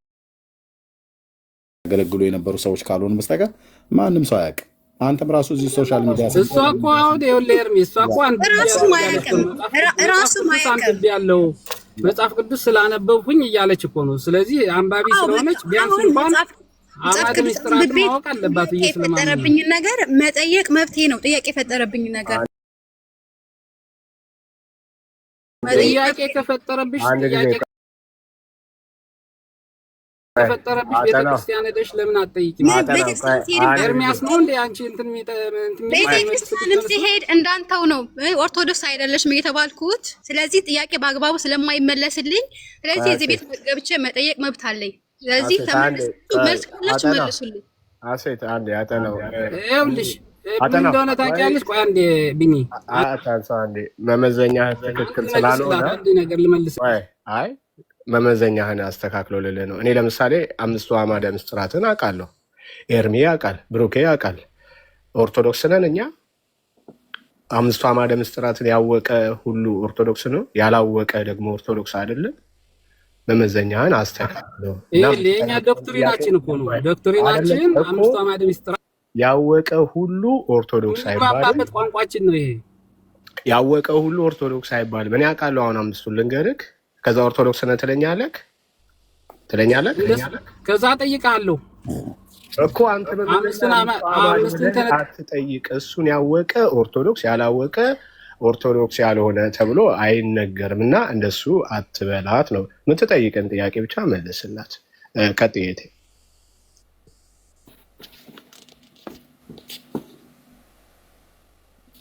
አሴት ቀጥዬ አይ በቃ የጠየቁትን ጥያቄ ይመለስ። ሌላ ነገር እንትን አይበል። 5 አዕማደ ምስጢራት ያለው ደግሞ እሱ ታውቀው። እኔ ልመልስልሽ የኔ ወደ ሐሴት መልስልኝ። ኤግዛክትሊ አጣናው ያው ምናልባት ሞስት ፕሮባብሊ ወደ ጥያቄ ስለሄደ ወይም ስሜታ አጥናው መሰለህ። አጣናው አይደለም አጥናው። እሺ አጥናው። እሺ ሶሪ ፎር ዘ ኔም። ምንድነው ታቦት በሐዲስ ኪዳን እና በብሉይ ኪዳን ቅድም ተናግረዋል። ተመልሼ ወደዛ አልመለስም። ግን በሐዲስ ኪዳን በመጽሐፍ ቅዱስ ይገኛል ወይ አልሽ? አዎ በመጽሐፍ ቅዱስ ትርጉም፣ የኢትዮጵያ መጽሐፍ ቅዱስ ትርጉም ቃሉን እዩ። ታቦት የሚለው ምን ብሎ እንደተረጎመው ማለት ነው።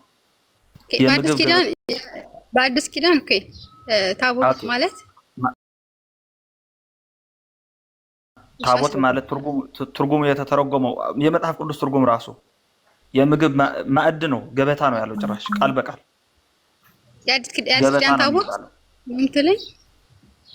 አዎ አይ ትርጉሙ ነው የመጽሐፍ ቅዱስ ትርጉም። አባቶች ሲተረጉሙ አሁን ያለነው ሁላችንም መምህርም ይዞት ያለው ብሩኬም ይዞት ያለው እኔም ይዘው የመጽሐፍ ቅዱስ ትርጉም አለ ነው። የመጽሐፍ ቅዱስ ትርጉም ነው እያልኩ ያለው። የመጽሐፍ ቅዱስ ትርጉም ታቦት የሚለው ቃል ገበታ ብሎ ነው ያስቀመጠው። ማን የተረጎመ?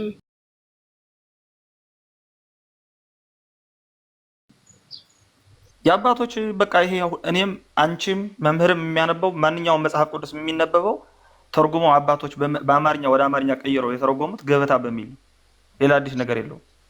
የሐዲስ ኪዳን ታቦት ገበታ ነው። እሺ ሌላስ? ገበታ ነው። መምህር ያርመኛል እኔ ከተሳሳትኩኝ። በኦሪቱም በነበረው አርክ ወይም ኮንቴይነር ቴባ በዕብራይስጡ ቃል እንደዚሁ እየተተረጎመው ምናምን የራሱ ትርጉሙ እሱም ኮንቴይነር መያዣ ማለት ነው። ያ ማለት እግዚአብሔር የሚገለጽበት ቦታ ማለት ነው። ስለዚህ አሁን በአዲስ ኪዳን የኢየሱስ ክርስቶስ ስጋና ደም የሚፈተትበት ገበታ ነው። አዲስ ነገር የለውም ታቦት በአሁኑ ማለት ነው። ስለዚህ ትርጉሙ ማወቅ እፈልጋለሁ አልሽ። 44 ቤተክርስቲያናት ለምን ተባሉ አልሽ? አሉ። እንደዚህ እናድርገው። በብሉይ ኪዳን ታቦቱ ላይ መስዋዕት ይቀርብ ነበር፣ ይሰዋ ነበር።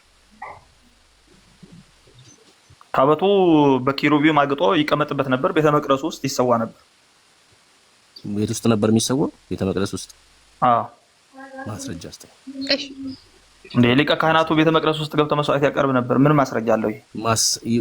ቤተ መቅደስ ውስጥ ይሰዋ እንደነበር ማስረጃ አስተው። መስዋዕት ይቀርብ ሊቀ ካህናቱ ታስሮ ቤተ መቅደስ ውስጥ ገብቶ ይሰዋ ነበር። ብሩኬ እኮ ማስረጃ ጥቅስ ስጠኝ ነው ካለ አሁን እኔ ለጊዜው ጠቅሶ ላቀርብልህ አልችልም። ግን የተለያየ ክፍል የባይብሉ ክፍል ያነበብኳቸው ናቸው።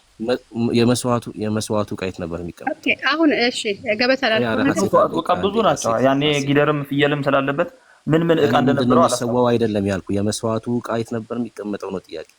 ካህኑ ቤተ መቅደስ ውስጥ ገብቶ መስዋዕት ያቀርብ ነበር። ጥያቄ የመስዋዕቱ ዕቃ የት ይቀመጥ ነበር ነው ጥያቄ። የት ቦታ ነው ጠየቁክ?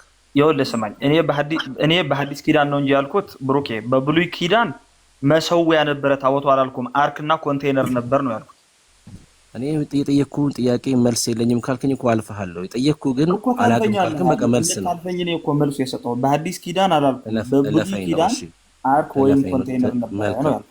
መልካም እለፈኝ ነው። እሺ በሐዲስ ኪዳን መሰዊያው ታቦት ነው ተብሎ የተጻፈበትን አሳይ። መሰዊያው ታቦት ነው ተብሎ ሳይሆን ታቦት ተብሎ የተተረጎመው ቃል በመጽሐፍ ቅዱስ ትርጉም ገበታ ነው። ስለ መዝገበ ቃላት አይደለም እያወራ ያለው አንተ የምታወራው በመጽሐፍ ቅዱስ ማህበር የተዘጋጀ መዝገበ ቃላት ነው እያወራ ያለው። እኔ መጽሐፍ ቅዱስ ነው የጠየቅኩህ ያለው እኮ መጽሐፍ ቅዱስ ማህበር እኮ የተረጎሙት ከመጽሐፍ ቅዱስ ወስደው ነው። ታቦት የት አገኘ? እኔ ከየት አመጣው ነው የተረጎሙት? እኔ መጽሐፍ ቅዱስ ላይ አሳየኝ። እሱን የተረጎሙት ክፍል እኮ አሳየኝ። የትኛውን ጥቅስ መሰረት አድርገው ነው መሰዊያው ታቦት ነው ብለው እንዲተረጉሙ ያስቻላቸው? የትኛውን ጥቅስ ወስደው ነው? ስለዚህ ትርጉሙ ተሳስተዋል ነው ያንተ ወይም መልሱ? እኔ ግራ የገባው ትርጉም ነው ስልክ ግራ የገባው ትርጉም ነው። መጽሐፍ ቅዱሳዊ ማስረጃ የለውም። አንድ ጥቅስ አታሳየኝም። አንድ ጥቅስ መሰዊያ ታቦት ነው የሚል ያልገባው ትርጉም ምንድነው? ኩስማኛ ወዳጄ ከመጽሐፍ ቅዱስ ለዚህ ትርጉም አንድ ጥቅስ አታሳየኝም እያልኩ ነው ያለሁት። መሰዊያ ታቦት ነው የሚል የኢትዮጵያ አባቶች አንተ የምታነበውም እኔ የማነበው መጽሐፍ ቅዱስን ሲተረጉሙ ታቦት የሚለውን ገበታ ብለው አስቀመጡ። የትኛውን ጥቅስ መሰረት አድርገው ነው? ሺደን የጥያቄ ምንድነው? እኔ የትኛውን ጥቅስ መሰረት አድርገው ነው? የትኛውን ጥቅስ መሰረት አድርገው ነው? አዎ ከመጽሐፍ ቅዱስ አሁን ስጋውና ወደሙ የሚፈተትበት እንጨት ታቦት ይባላል ስሙ። አለቀ እኮ እሱ የትኛው ጥቅስ ላይ ነው የሚገኘው? የትኛው ጥቅስ ላይ ነው የሚገኘው? የምንም ጥቅስ የለም። ትሪ በለው ለምን ትሪ አይሆንም? ምንድነው ችግር? አሁን ብሩኬ በዚህ ጉዳይ ላይ አሁን እኔ ወደ ሌላ ልትወስደኝ ፈልገህ ካልሆነ በስተቀረ የኔ ትርጉም የኢየሱስ ክርስቶስ ስጋና ደም የሚቀርብበት ጎማም ይሁን እንጨትም ይሁን ታቦት ቢባል ትርጉሙ ምንድነው? ስህተት ኖረው ነው እያልከኛለሁ? አው ስህተት ነው። ጥቅስ የለውም። መጽሐፍ ቅዱሳዊ ማስረጃ የለውም። እሺ ምን ይባል?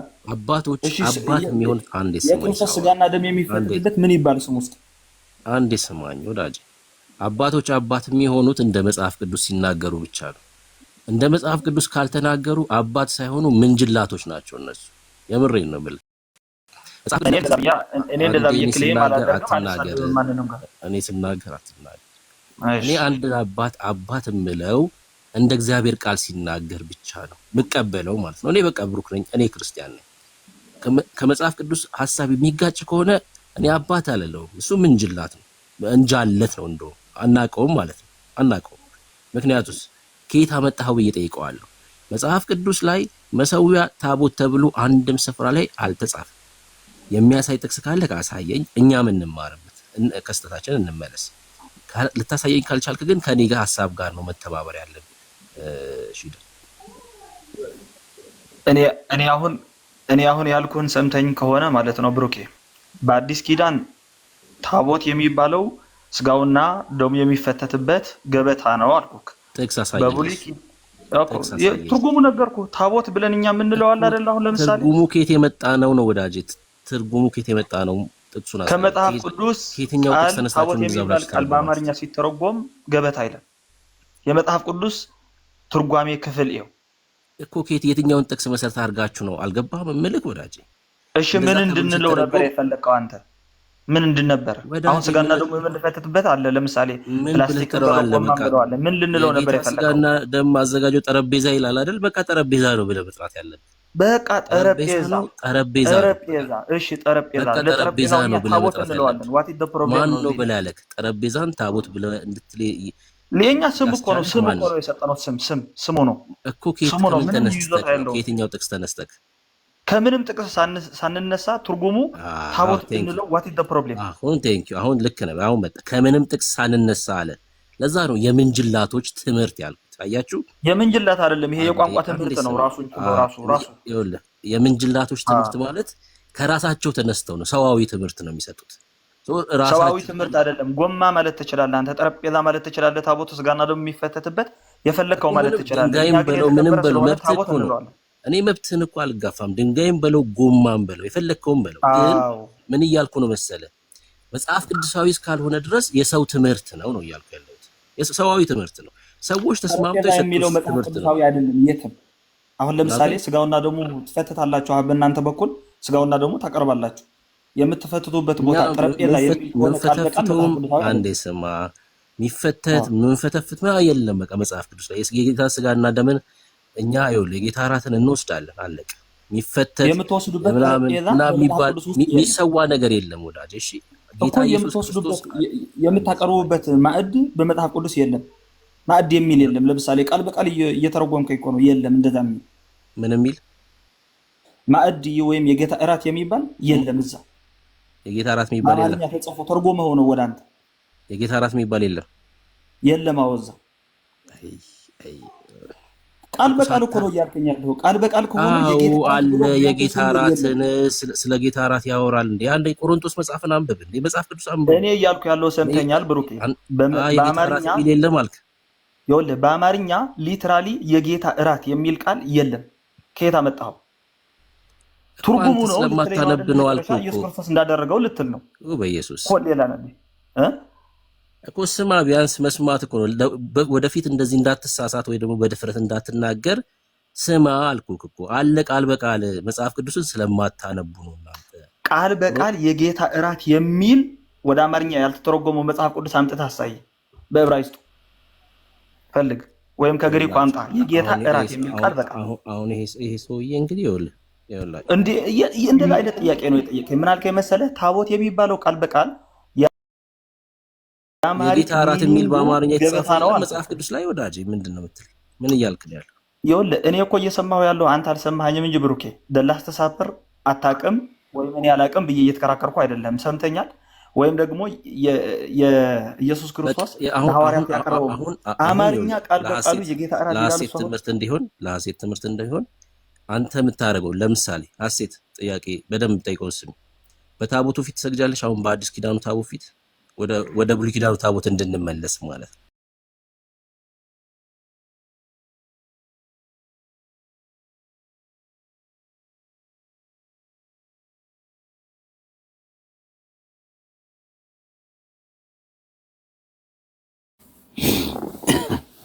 ሐሴት የለሽም? ሚዩት አድርጋ ነው እያወራች እንደሆነ ብሩኬ። ቋንቋው ታቦት ነው እኮ ነው እያለ ያለው። ምን እንትን የለውም እኮ በግዕዝ ታቦት ይባላል ነው። ሌላ ምን ለአዲስ ኪዳኑ ታቦት ትሰግዳለህ? አት ነው በደንብ አድርጌ እሰግዳለሁ ወዳጄ። የእግዚአብሔር ስም ባለበት ሁሉ የትኛው ሐዋርያ ነው የሰገደው? ሐዋርያቶች ወደ ቤተ መቅደስ ይሄዱ ነበር። የትኛው ሐዋርያ ነው የሰገደው? ጥያቄ። ሐዋርያቶች ቤተ መቅደስ ይሄዱ ነበር ወይ? አይ መልስ የለውም። ጥያቄ ነው ያለው። ሄደው እየሰገዱ ነበር እኮ እዛ ሄደው ይሰግዳሉ አይደል? ቤተ መቅደስ ሄደው ይጸልያሉ። ሄደው ይሰግዱ ነበር። ቤተ መቅደስ ውስጥ ታቦት ነበረ። እነሱ ይጸልዩ ይሰግዱ ነበረ ቤተ መቅደስ ውስጥ። ጥያቄ ሲጠይቅ አይመልስም። ይሄ ሰውዬ ሌላ ነገር ነው የሚያወራው። ቤተ መቅደስ ውስጥ ታቦት ነበር ወይ? ታቦት ማለት የእንትኑ ማደሪያ ነው አይደል? ታቦት ነበር ወይ ቤተ መቅደስ ውስጥ? አዎ ወይ ማይኮ ነው አለ መሰዊያ ያለን እያለ ጳውሎስ እኮ ይናገራል። መሰዊያ ያለን አንድ ስጋ እንካፈላለን ይላል ጳውሎስ። ማን የሰራው ቤተ መቅደስ ውስጥ ነበር ታቦት የነበረው? ቤተ ክርስቲያን ባለችበት በሙሉ ታቦት ነበር። ስለ ቤተ መቅደስ ነው ያወራው። አሁን ስለ ቤተ ክርስቲያን አይደለም። የትኛው ቤተ መቅደስ ውስጥ ነበር ታቦት የነበረው? ማን የሰራው ቤተ መቅደስ ውስጥ ነበር ታቦት የነበረው? ስለዚህ የትኛው ቤተ መቅደስ እነሱ ይሄዱ ነበር ነው ያልኩህ። የትኛው ማን የሰራው ቤተ መቅደስ ውስጥ ነበር ይሄዱ የነበሩት? ማን የሰራው ቤተ መቅደስ ውስጥ ነበር ይሄዱ የነበሩት? ከሰለሞን ቤተ መቅደስ ይሄዱ ነበር። ክርስቶስም ይሄድ ነበር። ይሄ የነሱ ነው። ሐዋርያት ሰግደዋል ስላልከኝ ነው እንደዛ ያልኩህ። ሐዋርያቶች ቤተክርስቲያን ካቋቋሙ በኋላ ቤተክርስቲያን ህብረት ያድርጉ ነበር፣ ይሰግዱ ነበር። ቤተክርስቲያን ህብረት ያድርጉ ነበረ፣ ስጋ ወደሙን ይወስዱ ነበረ። ይሄን ደግሞ የምናየው ምንድነው? ለምን መሰለህ? ይኸውልህ እኛ መሰዊያ ያለን አንድ ስጋ እንካፈላለን እያለ ጳውሎስ ይናገራል አይደል? እባክህ እንለምን እባክህ። ሰው በአደባባይ ላይ ራሱን በራሱ ሲያዋርድ ከማየት የሚበልጥ ነገር የሚያሳዝን ነገር የለም። ያውም እስራኤላዊ ተብለህ ተጠርተህ እባክህ ልለምልህ ነው በእስራኤል አምላክ የማታውቀውን ታሪክ ዝም ብለህ አትናገር ብራዘር። እመነኝ አልኩህ። ዛሬ ሪከርድ አድርገህ ብታስቀምጠው ነገ ትዕግስት ኖሮ ከሰማ ወንድም ያጥ ነው። ነገ ራስህ ታፍርበታለህ። ፕሊስ እኔ አሁን አንተ ራስህ እንዳትዋረድ ፈልጌ አንተን ሴቭ ከማድረግ አኳያ ነው ዝም የምልህ። በምኑ ነው ማፍረው? በምኑ ነው ማፍረው? አድመጠኝ፣ እንዴት እንደምታፍር ላሳየህ ወንድም ያጥ ነው። እስኪ ንገረኝ እንዴት እንደማፍር። ልብ ብለህ ስማኝ ወንድምነት፣ ይቅርታ ልብ ብለህ ስማኝ። ቀጥል ይልኝ። በጣም ከዚህ የበለጠ የሚያሳዝን ነገር የለም። ፕሊዝ እኔ አሁን ማለት እድሜ ትልቅ ነው። የማታውቀውን ተናግረህ በሰው ፊት መሸማቀቅም የለብህም። ኦኬ ሎክ ወንድሚያጥ ነው ያለባት ኢየሩሳሌም ከተማ ላይ ችግር የለም አላውቀውንም እማራለሁ ችግር የለም። ኦኬ አዎ ችግር የለውም። እኔም በቀንነት ነው እሱን ላስረዳ የምፈልገው።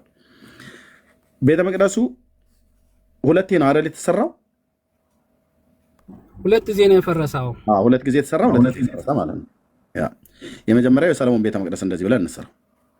ይሄኛው ፈረሰ በ586 ማለት ነው። ኦኬ ፈረሰ። ባቢሎናውያን አፈረሱት። ይሄኛውን ቤተ መቅደስ ባቢሎናውያን አፈረሱት።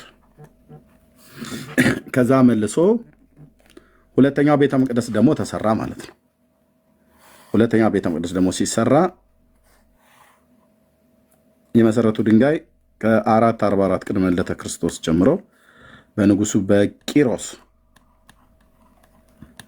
የሚባለው የአሕዛብ ንጉስ በሱ ዘመን ማለት ነው። እሱ እየገዛ በነበረበት የአሕዛብ ንጉስ ነው።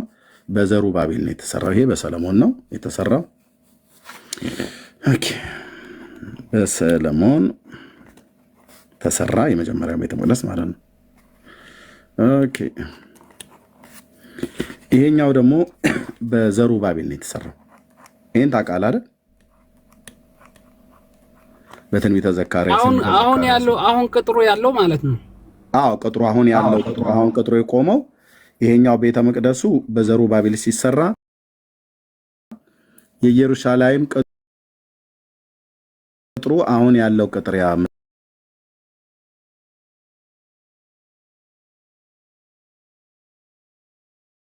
ታየው ቁጥር በሙሉ በነህምያ ነው የተሰራው። ኦኬ እና በእስራኤል ልጆች ማለት ነው፣ በይሁዳ ልጆች። ኦኬ ይሄኛው በ586 ፈረሰ። ይሄኛው በ70 ዓመተ ምህረት ላይ ጌታ ከተሰቀለ በኋላ በ70 ዓመተ ምህረት ላይ ሮማውያን አፈረሱት ማለት ነው። ኦኬ ታቦቱ የነበረው እዚህኛው ቤተ መቅደስ ውስጥ ነበረ። ታቦቱ ባቢሎናውያን መጥተው እስከማረኩበት ጊዜ ድረስ ታቦቱ ነበረ። በተለይ 54 መጥተው ከመማረካቸው ከ54 ዓመት በፊት የነበረው ንጉስ ኢዮስያስ የሚባለው ንጉስ በነበረበት ዘመን ነበረ ማለት ነው ታቦቱ እዛ በግልጽ። ኢዮስያስ በነገሰበት ዘመን ሁለተኛ ዜና መጽሐፍ ምዕራፍ 35 ሁለተኛ ዜና ማለት ነው ቁጥር 3 ላይ በደንብ ተጽፏል ማለት ነው። ከፈለክ እያሳየው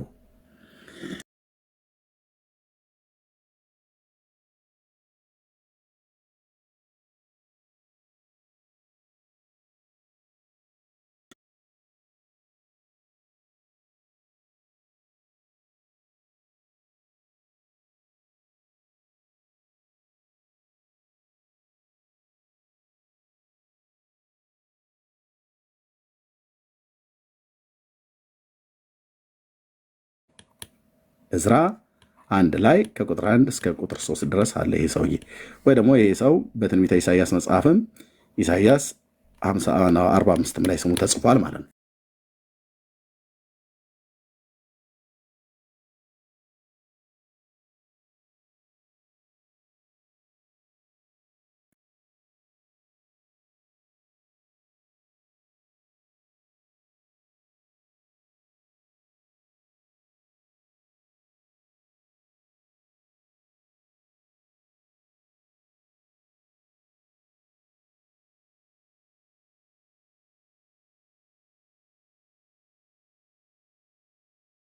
ባቤል ቤተ መቅደስ ነው። ይሄኛው ቤተ መቅደስ ጌታ ኢየሱስ የነበረበት ቤተ መቅደስ ነው።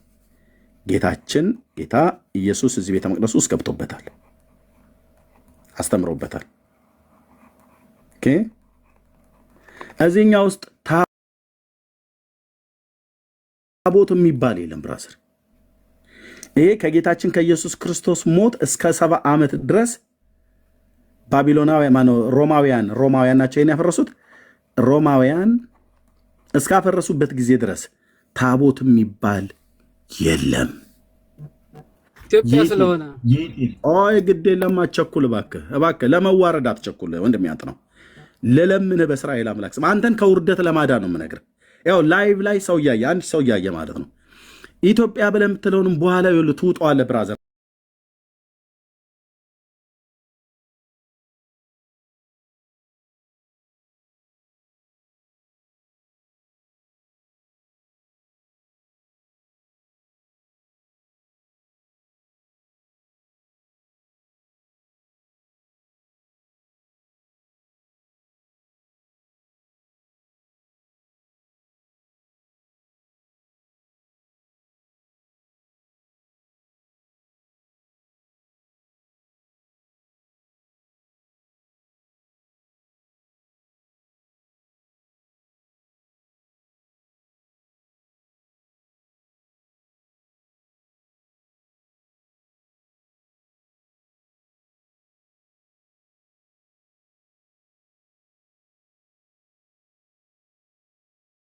ሰለሞን ይኸውልህ ሰለሞን 970 ላይ ነው የነገሰው። 970 ቅድመ ልደተ ክርስቶስ። ይሄ እውነተኛ የመጽሐፍ ቅዱስም የእስራኤልንም ታሪክ ነው የምነግርህ። በሚገባ የእስራኤልን ታሪክና የመጽሐፍ ቅዱስን ታሪክ እንዳጠና ሰው ነው የምነግርህ። እሺ ብራዘር፣ ኦኬ። ትክክለኛ የሆነ ማንም አይሁዳዊ መጥቶ እንኳን ይህንን ዲናይ ሊያደርግ አይችልም። ኦኬ፣ ትክክለኛው ጄኒውን የሆነ አንተ ማውቀህ ነገር ለትውልድም ለማሳወቅ ይሄ ነው እውነቱ። 970 እስከ 930 ነው የነገሰው ማለት ነው። ለ40 ዓመት እስከ 930 ማለት ነው። ለ40 ዓመት ነግሷል ሰለሞን። ዳዊትም አባቱ ለ40 ዓመት፣ ሳኦልም ለ40 ዓመት፣ ይሄኛው ለ40 ዓመት ነግሷል ማለት ነው። አሁን ከ970 ጀምሮ እስከ 586 ድረስ የይሁዳ ነገስታት አሉ። 970 ሰለሞን ነገሰ እስከ 930 ማለት ነው። ሰለሞን ሞተ። ልጁ ሮብዓም ከ930 ቀጥሎ ቀጠለ ማለት ነው። ሮብዓም፣ አብያ፣ አሳ፣ ኢዮሳፍጥ እያለ የይሁዳ ነገስታት ቀጠሉ ማለት ነው። ኦኬ፣ እንደዚህ እያለ ዘመነ ሴዴቅያስ ጋዝ ይመጣላል። ባቢሎናውያን ሴዴቅያስ። በዚህ መካከል ከ54 ዓመት በፊት ኢዮስያስ የሚባል የይሁዳ ንጉስ ነበር። የዳዊት ልጅ ነው። የሰለሞን ዘር ሐረግ የዳዊት ልጅ ኢዮስያስ ያልኩ ቅድም በሁለተኛ ዜና መጽሐፍት ላይ ምዕራፍ 35 ላይ ሁለተኛ ዜና ምዕራፍ 35 ቁጥር 3 ላይ ያለው ታሪክ እናነባዋለን በኋላ። ኦኬ ሎክ ቅድመ ልደተ ክርስቶስ ስለሆነ ወደ ታች ነው የምንቆጥረው። ቢሲ ማለት ታውቃለህ፣ አሁን ዓመተ ምህረት ወደ ላይ ነው የምንቆጥረው። ከጌታ ጀምሮ 2013፣ 2014፣ 2015 እያልን ወደ ላይ የምንቆጥረው። ቢፎር ክራይስት ብሎ የሚለው ከላይ ነው የሚጀምረው። እስራኤል በ1446 ከግብፅ ምድር ወጡ። ከዛ ወደ ክርስቶስ ስትቆጥር ወርታች ነው እየቆጠርክ ምትመጣ። ይህን ታውቃለህ እንደሚያጥ ነው እሱኛውን አቆጣጠር ይዘን ንጉሱ ሰለሞን የነገሰው 970 እንይዛለን ማለት ነው። ሎክ ብራዘር 970 ቅድመ ልደተ ክርስቶስ ሰለሞን ነገሰ። ባቢሎናውያን 586 ላይ መጣው ኢየሩሳሌምን አፈረሱ፣ የይሁዳን ልጆች ማረኩ። ስለዚህ 586 384 ዓመት ርቀት አለ። ወንድሜ ያጥናው በመድኃኔዓለም ሰማኝ። በሴዴቅያስ ንጉስ የይሁዳው ንጉስ የመጨረሻው ባቢሎናዊው ንጉስ ናቡከደነጾር መጥቶ አይኑን አውጥቶ በሪብላ ሜዳ ላይ ልጆቹን ገሉ። የመጽሐፍ ቅዱስ እውነት ነው ነገር። ሪብላ ሜዳ ላይ ልጆቹን ገሉት። ወደ ባቢሎን ማርኮ የወሰደው ንጉስ ነው። ይሄ ንጉስ በዚህኛው ንጉስና በሰለሞን ዘመነ መንግስት መካከል እዚህ ጋር በሰለሞንና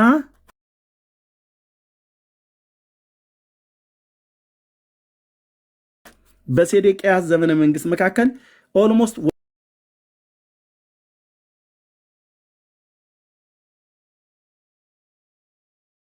ወደ 18 ነገስታት ነግሰዋል።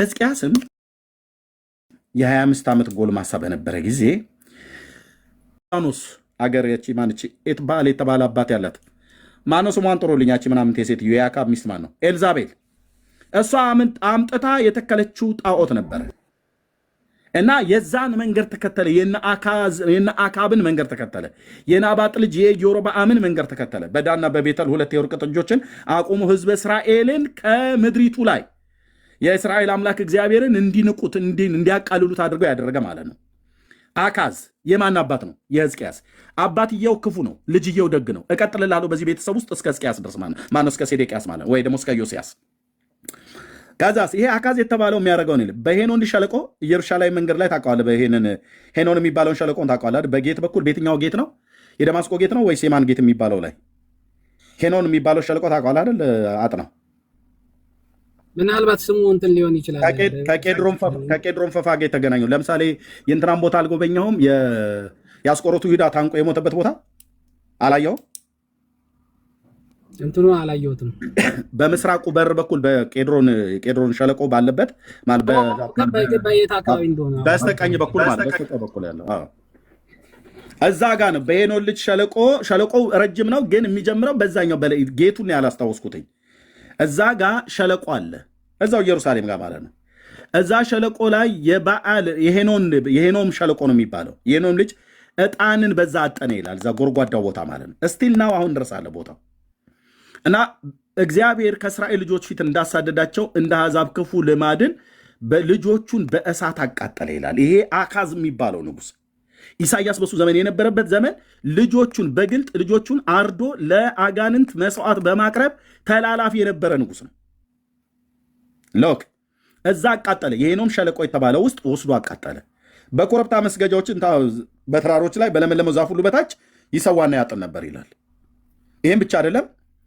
አምላክ ማነው ስለዚህ አምላኩ እግዚአብሔር በሶሪያ ንጉሥ እጅ አሳልፎ ሰጠው ሶሪያን መቱት እርሱም ምርኮኞቹን ሁሉ ወሰዱ ተላልፎ ተማርኮ ሄደ የሶሪያን ጣዖታት ሁሉ አምጥቶ ተክሎ ነበር የዚያን ጊዜ የእግዚአብሔርን ቤት ደጅ ቆልፎት ነበር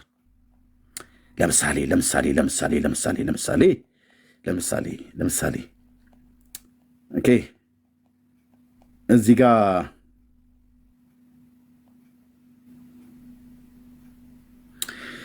የእሱ ኃጢአት የአካዝ ኃጢአት ልብ ብለህ ስማኛል ንጉሱም አካዝ በተጨነቀ ጊዜ እግዚአብሔርን ለመበደል አበዛ ይላል እግዚአብሔርን መበደል በንስሐ ከመመለስ ይልቅ ለመቱትም ለደማስቆ አማልክት ለሶሪያ ነገስታት አማልክት ረድተዋቸዋልና እኔንም ይረዱ ዘንድ ሰዋላቸዋለሁ ብሎ ሰዋላቸው አቤት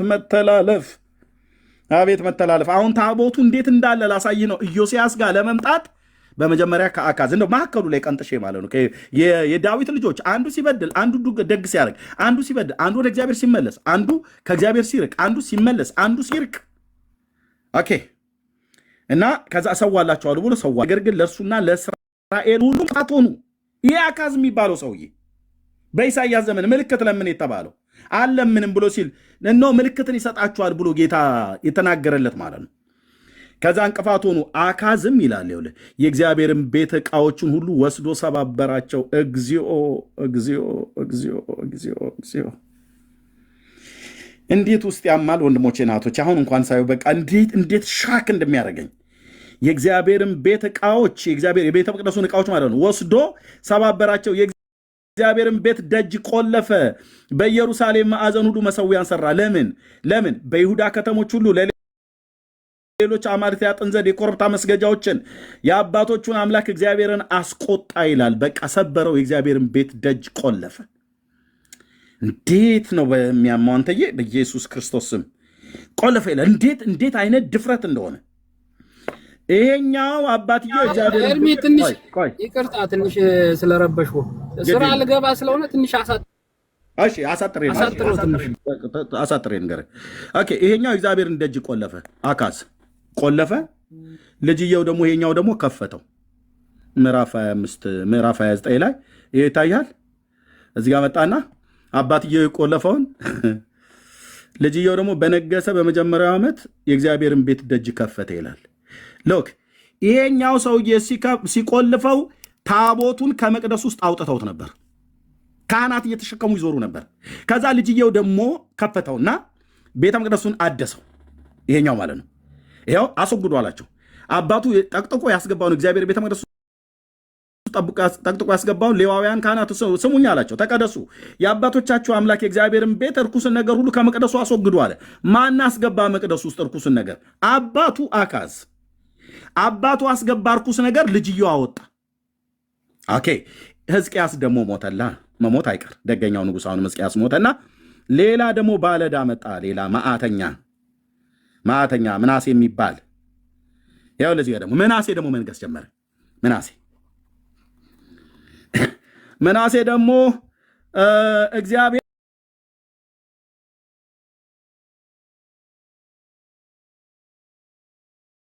ከእስራኤል ልጆች ፊት እንዳወጣቸው እንደ አሕዛብ ሁሉ ያለ ርኩሰት በእግዚአብሔር ፊት ክፉ ነገርን አደረገ። እናስ አባቱ ሕዝቅያስ ያፈረሳቸውን የኮረብታ መስገጃዎች መልሶ ሰራ፣ ለበዓል መሠዊያን ሰራ። እግዚኦ! ቤቱ ድብልቅልቅ አለ። ቤቱ የዳዊት ቤት ተበከለ፣ የዳዊት ቤት ረከሰ። ይሄኛው ደግሞ ክፉ አባትየው፣ ይሄኛው አያትየው ክፋትን ሰራ፣ ልጅየው ሕዝቅያስ ደግ ነገር ሰራ። ቤቱን ዘጋ፣ ቆለፈ፣ ጣዖት አቆመ። ይሄኛው ደግሞ መጣና ጣዖታትን ጠርጎ በቄድሮን ፈፋ ውስጥ አለ። የዚህኛው ልጅ ደግሞ ምናሴ ደግሞ መልሶ እንደገና ደግሞ ክፉን ነገር ሰራ። ምን ይሻላል? ቤቱ ተተረማመሰ ማለት ነው። ምናሴ እንደዛ አደረገና ደግሞ እሱ ሞተ። መሞት አይቀር። ከሞተ በኋላ የእሱ ልጅ ደግሞ አሞጽ የሚባል ደግሞ መጣ። ለዚህ ጋር ደግሞ ሌላኛው ጉደኛ አሞጽ ደግሞ ይሄኛው አሞጽ መንገስ በጀመረ ጊዜ የ22 ዓመት ጎልማሳ ነበር። በኢየሩሳሌምም 2 ዓመት ነገሰ። 2 ዓመት ዕድሜ በአባቱ ምናሴ እንዳደረገው በእግዚአብሔር ፊት ክፉ ነገርን አደረገ። ክፉ አቤት! ማን ነው? አሞጽ ክፉ ልጅ፣ ክፉ አባት፣ ክፉ አያት፣ ደግ ቅድመ አያት፣ ክፉ። ሌላ አጣ ደግሞ ሌላኛው ከመወለዱ ከ300 ዓመት በፊት ትንቢት የተነገረለት ኢዮስያስ የሚባል ኢዮስያስ ጋር አጥናውም ቸኩሏል። ኢዮስያስ መንገስ በጀመረ ጊዜ የ8 ዓመት ነበረ። በኢየሩሳሌም 31 ዓመት ነገሰ። በእግዚአብሔር ፊት ቅን ነገርን አደረገ። ደግ ልጅ ተገኘ። በአባቱ በዳዊት መንገድ ሄደ፣ ወደ ቀኝም ወደ ግራም አላለም። እናስ በነገሰ በ8ኛው ዓመት ገና ብላቴና ሳለ ብይ በሚጫወትበት ሰዓት ማለት ነው። ብይ ሰፈር ላይ እንደዚህ ትንቡሼ ገላ የማሮ ሌላ ምናምን ነገር ብሎ በሚልበት ዕድሜ የ8 ዓመት ብላቴና ማለት ነው። በነገሰ በመጀመሪያው ብላቴና የአባቱን የዳዊትን አምላክ ይፈልግ ጀመር ይላል።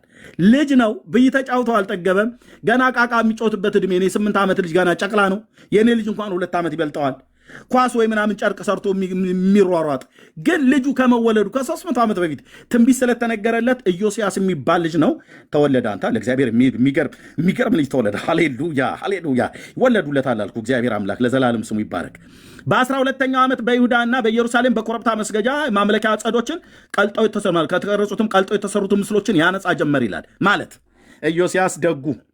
ኢዮስያስ ደጉ ጠረጋ ጀመረላ። ምን የሚል አባቱ አሞጽ ያደረገውን እርኩሰት ማጽናት፣ አያትየው ምናሴ የሰራውን እርኩሰት መንቀል፣ ሕዝቅያስ ያደረገውን ደጉን ነገር ማጽናት፣ አካዝ የሰራውን ቅድመያቱ ምንድን ነው? ይሄኛው ልጅ አባት፣ አያት፣ ቅድመያት ቅምቅማያት ነው የሚባለው ቅርብቻ ብትሉትን ይሄኛውንም ማፍረስ። ልጅየው በእግዚአብሔር ቅናት የተነሳ ጣዖት ሰባባሪ ሆነል። እምሽክሽክ አድርጎ በዳዊት ቤት ላይ ያለውን ትርምስ ካጸዳ በኋላ በነገሰ በ8ኛው ዓመት ገና ብላቴና ሳለ የአባቱን የዳዊትን አምላክ ይፈልግ ጀመር። በ12ኛው ዓመት የይሁዳና በኢየሩሳሌም በኮረብታ መስገጃዎች ከማምለኪያ ዐፀዶች ከተቀረጹትና ቀልጠው ከተሰሩት ምስሎችን ያነጻ ጀመር ይላል። ይሄው ነው የተፈለገው። የበዓልንም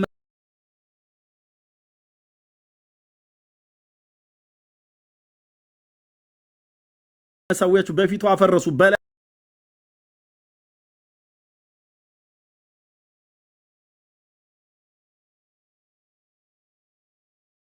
የነበሩትን የፀሐይ ምስሎ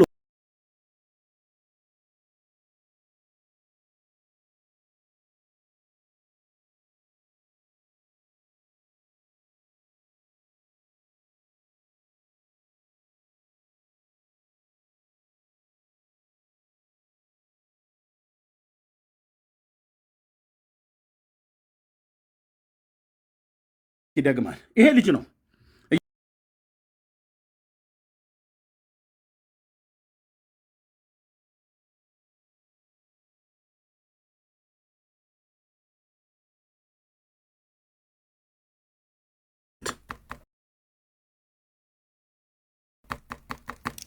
ድንገት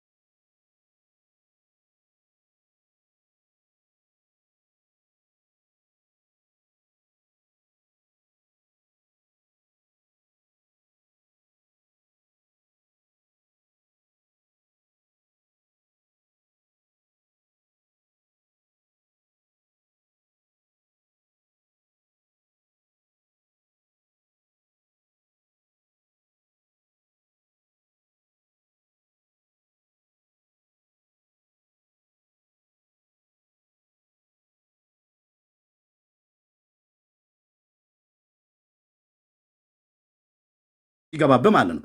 ኢየሱስ ክርስቶስን ከሙታን ያስነሳው የትንሣኤው መንፈስ ሲገባብ ማለት ነው። ምን ያስብላል? ነጋና ጠባ ኢየሱስ ያድን